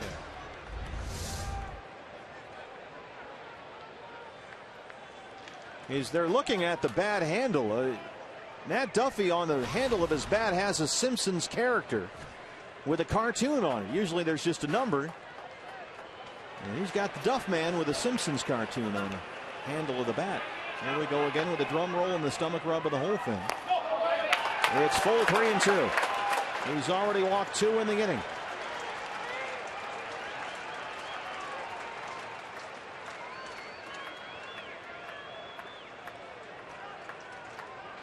Occasionally a situation like this, a catcher will go out there and, you know, talk about what pitch you feel comfortable throwing here, and then go back behind the plate and not even give a sign. I understand you don't want that runner at second base to possibly relay anything to the hitter, but you also want your infielders to get the best possible jump on a ball hit on the ground. I like it when my infielders know what's coming. Duffy does go through a set of signs right here. And we got young Matt Duffy in the biggest at bat of his major league life. Giants with a chance to pick up a game on the Dodgers.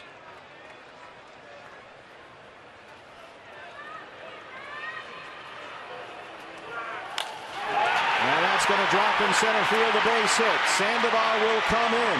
Here comes Crawford right behind. There is no relay, and the Giants lead it 4-2. A 2-run single for Matt Duffy.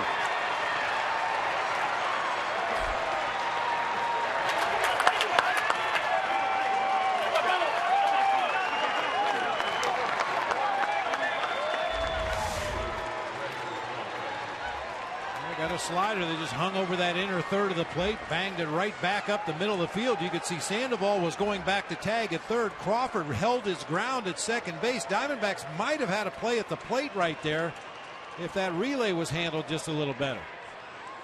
And now Kirk Gibson checking in with Lance Barrett. He's going to make a double switch. Looks like Nick Ahmed is coming out of the ball game. And Addison Reed will join him. Reed in the inning. Walked 2, gave up 2 singles and 2 runs. Matt Stites is coming in. Diamondbacks now trail at 4-2.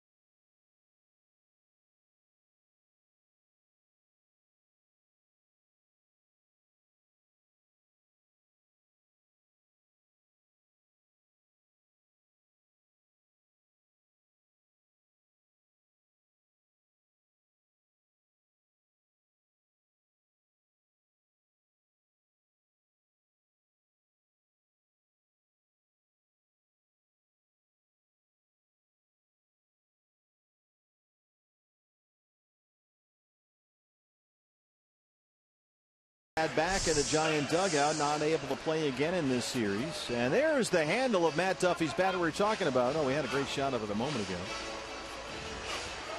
There it is. You can see on the handle of the bat, it's a Simpsons character, Duffman. He's got a little cartoon on there and everything. And that's the bat that the fan had, which Matt lost the handle on before his big 2-run single. Duffman on the handle of the bat. There he is, the Duffman himself. Duffman in very limited playing time against the Diamondbacks this year has done big damage. Well, he won the Eastern League batting title this year in Double-A, hit .332, and that was the biggest hit of his young career so far. Made it a 4-2 ball game. Matt Stites is on, and he's got a 2-on, 1-out mess to deal with. New shortstop for the Diamondbacks is Cliff Pennington. He replaces Nick Ahmed. And Pennington will bat 9th after the double switch. Pitcher spot is now 8th for Arizona. Blanco had an RBI single in the 5th. He walked in the 3rd. There's Penny in at short. So he's 0 for 2. Does have an RBI.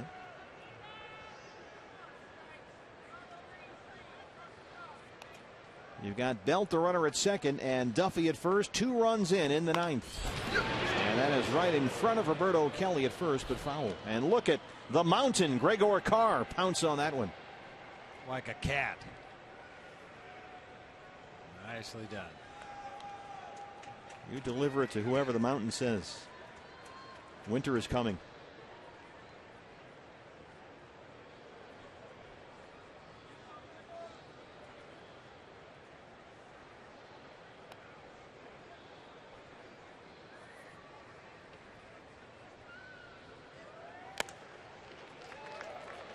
.94 from Stites, right by Blanco, who can't catch up. 1-2.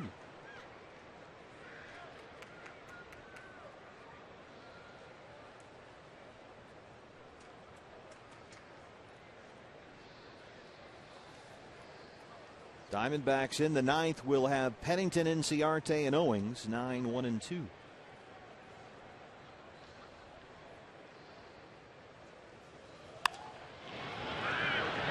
Along the left field line, long run for Aaron Hill in foul ground, and that's the 2nd out in the 9th.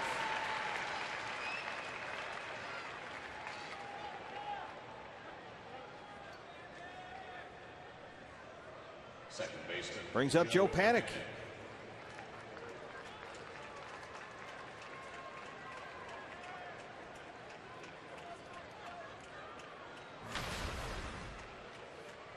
Paddock came into the ball game late, grounded out in his first at bat.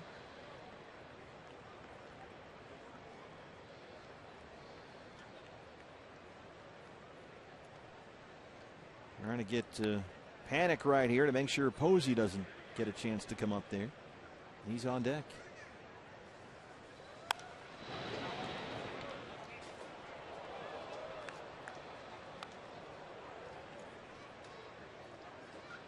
Panic at the disco. There you go.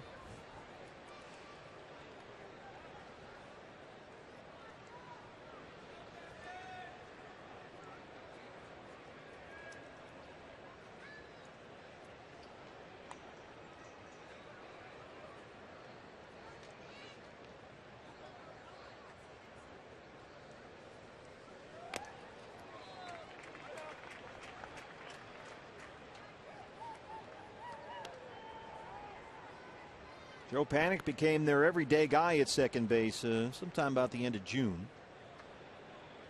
Didn't hit a whole lot initially, only 21 games in the big leagues to start his career. Hit about 200, and then just suddenly the light came on end of July. And over his last 42 games, he's hit about 340. Just one day just started hitting, hasn't stopped since.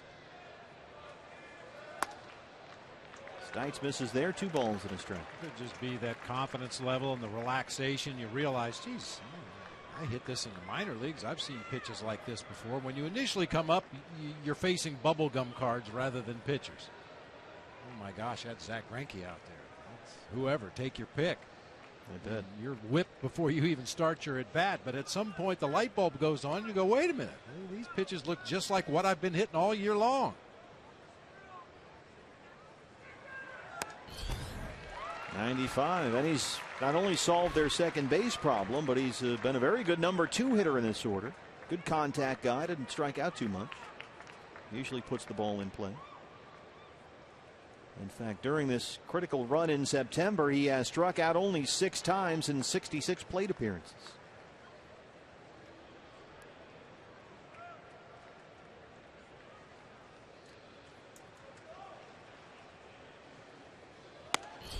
Sure enough, he strikes out here in strand 2, but the Giants get 2. It's the Duff Man himself.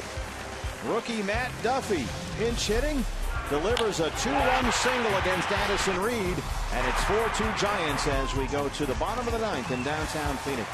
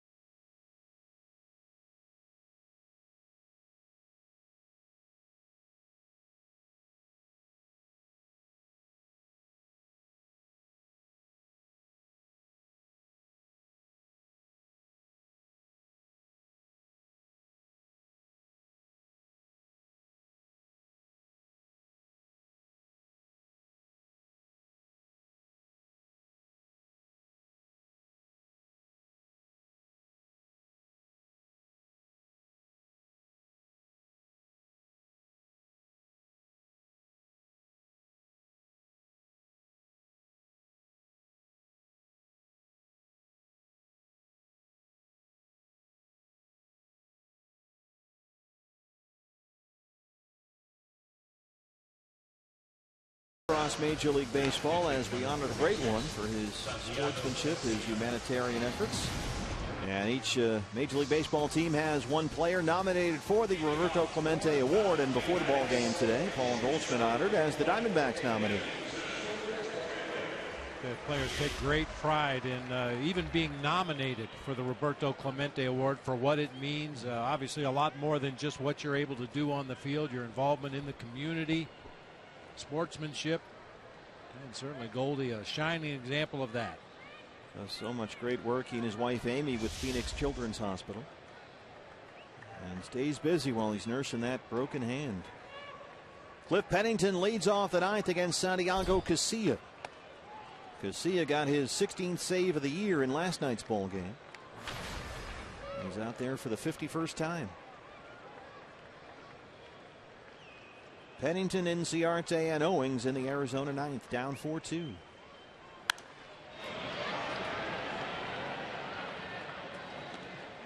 Cliff got the start yesterday against the Dodgers.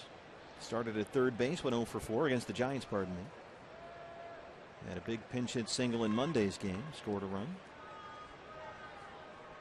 Dodgers have lost 16-2 at Colorado, so a Giants win here, and it's a 2-game gap in the NL West with 10 to play.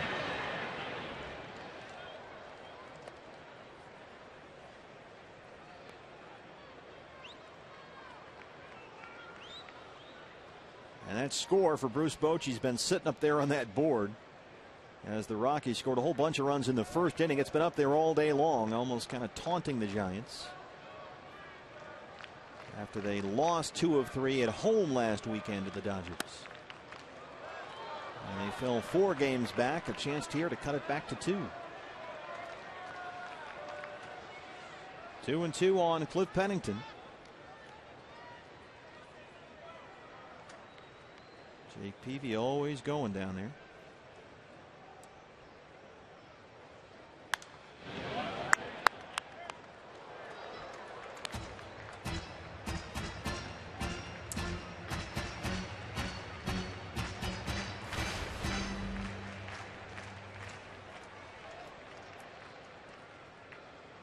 Nice to get a runner on base ahead of the top of the order. Get something started against Casilla right here. Put some pressure on the defense, some pressure on the pitcher. Yeah, Inciarte's had 2 hits. Owings has been on base twice. Pollock has 2 hits. Those guys are all coming up.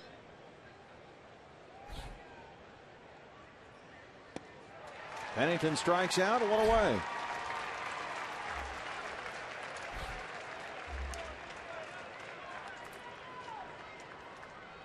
Left field,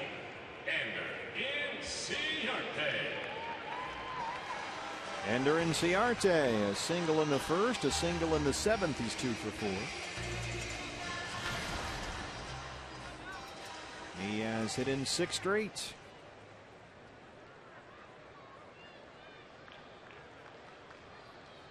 And again, Sandoval comes in on the grass at third base. Ender has shown time and time again, including his first at bat today, that he will slap the ball the other way and take the single. There's a strike, 0-1.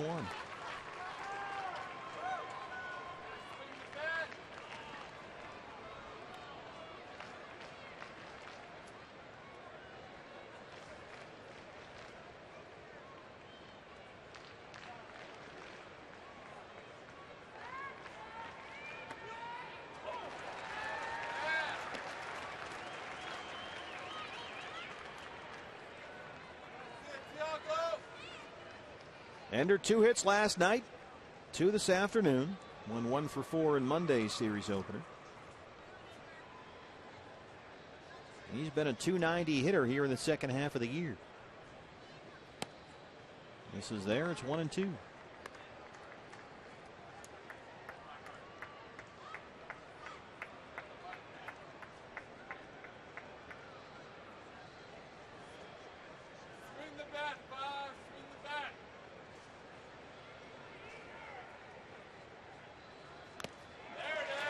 Susac hangs on, and Inciarte strikes out. Chris Owings now last man standing. Second baseman, Chris Owings. A bloop and a blast. Well, they've got the guys to do it. Owings the hitter, Pollock on deck.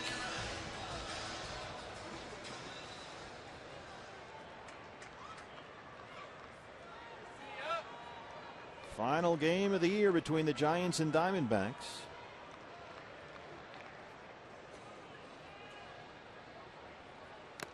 D-backs, if they drop this one, will be 6-13 against San Francisco this season. including a 3-7 mark here at Chase.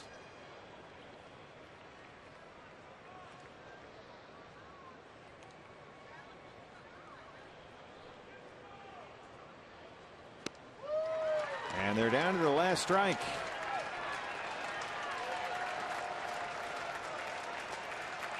Matt Duffy, the big hit, a 2-run pinch hit single in the 9th inning against Addison Reed to make it a 4-2 ball game. And the Giants a strike away from getting within 2 of the Dodgers.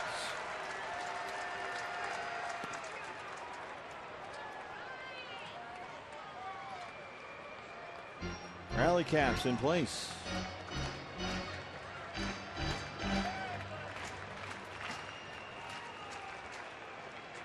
This would be the Giants' 8th straight series win here at Chase Field.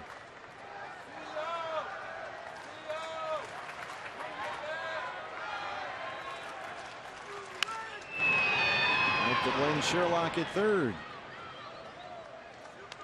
A sure-handed Glenn Sherlock.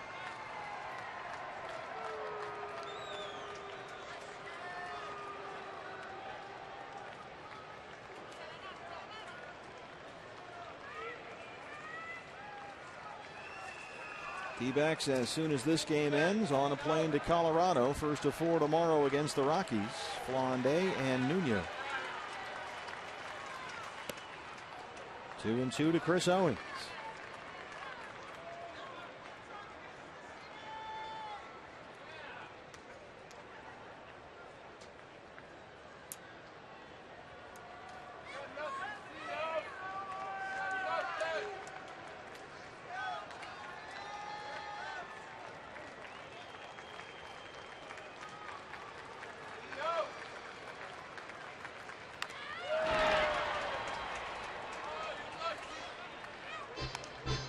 Group of Giants fans behind the San Francisco dugout, all on their feet. They know what this one would mean.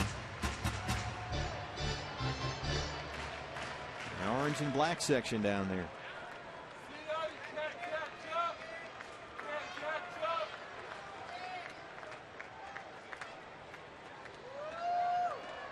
About time for Santiago Casilla to go back to that split-fingered fastball. He's shown sinkers in. He's shown sliders away.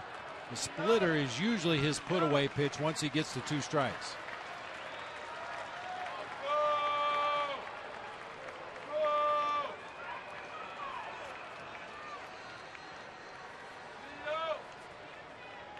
Santiago Casilla, the save last night, is 16th of the year.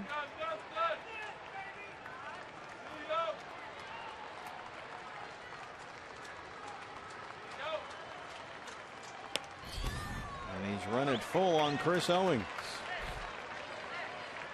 Casilla tried to throw that fastball 100 miles an hour. Got it up to 95, which is very respectable, but he normally pitches around 91, 92 with a lot of sinking, tailing action. He just tried to overthrow this one to end the ball game. Pulled it over there in that left-handed batter's box.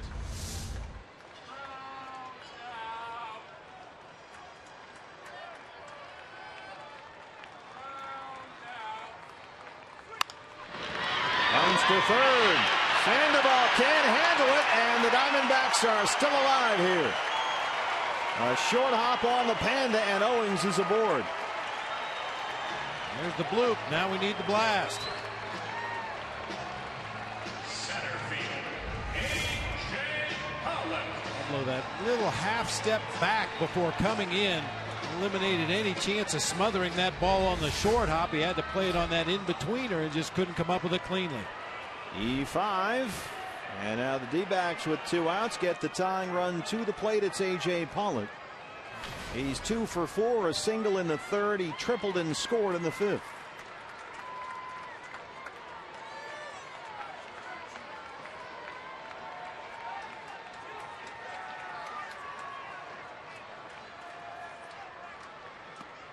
There's a strike, 0-1.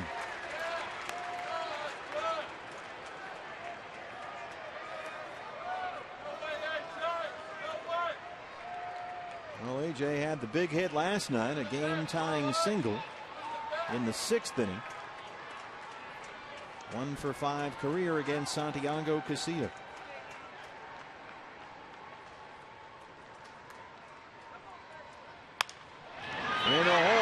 Sandoval one more time. He's got this one, and the Giants have the ball game and the series. It's 4-2.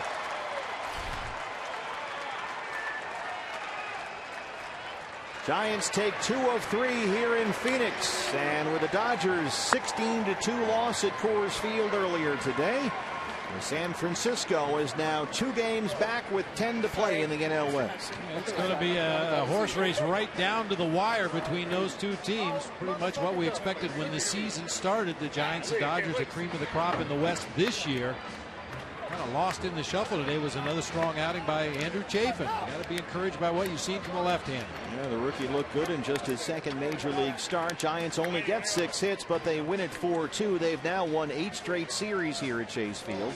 The season series closes now. D-backs finished 6-13 against San Francisco this year, including 3-7 here at Chase Field. Diamondback Live postgame show follows right after this here on Fox Sports Arizona. D-backs lose this one 4-2. Back with a reaction after this.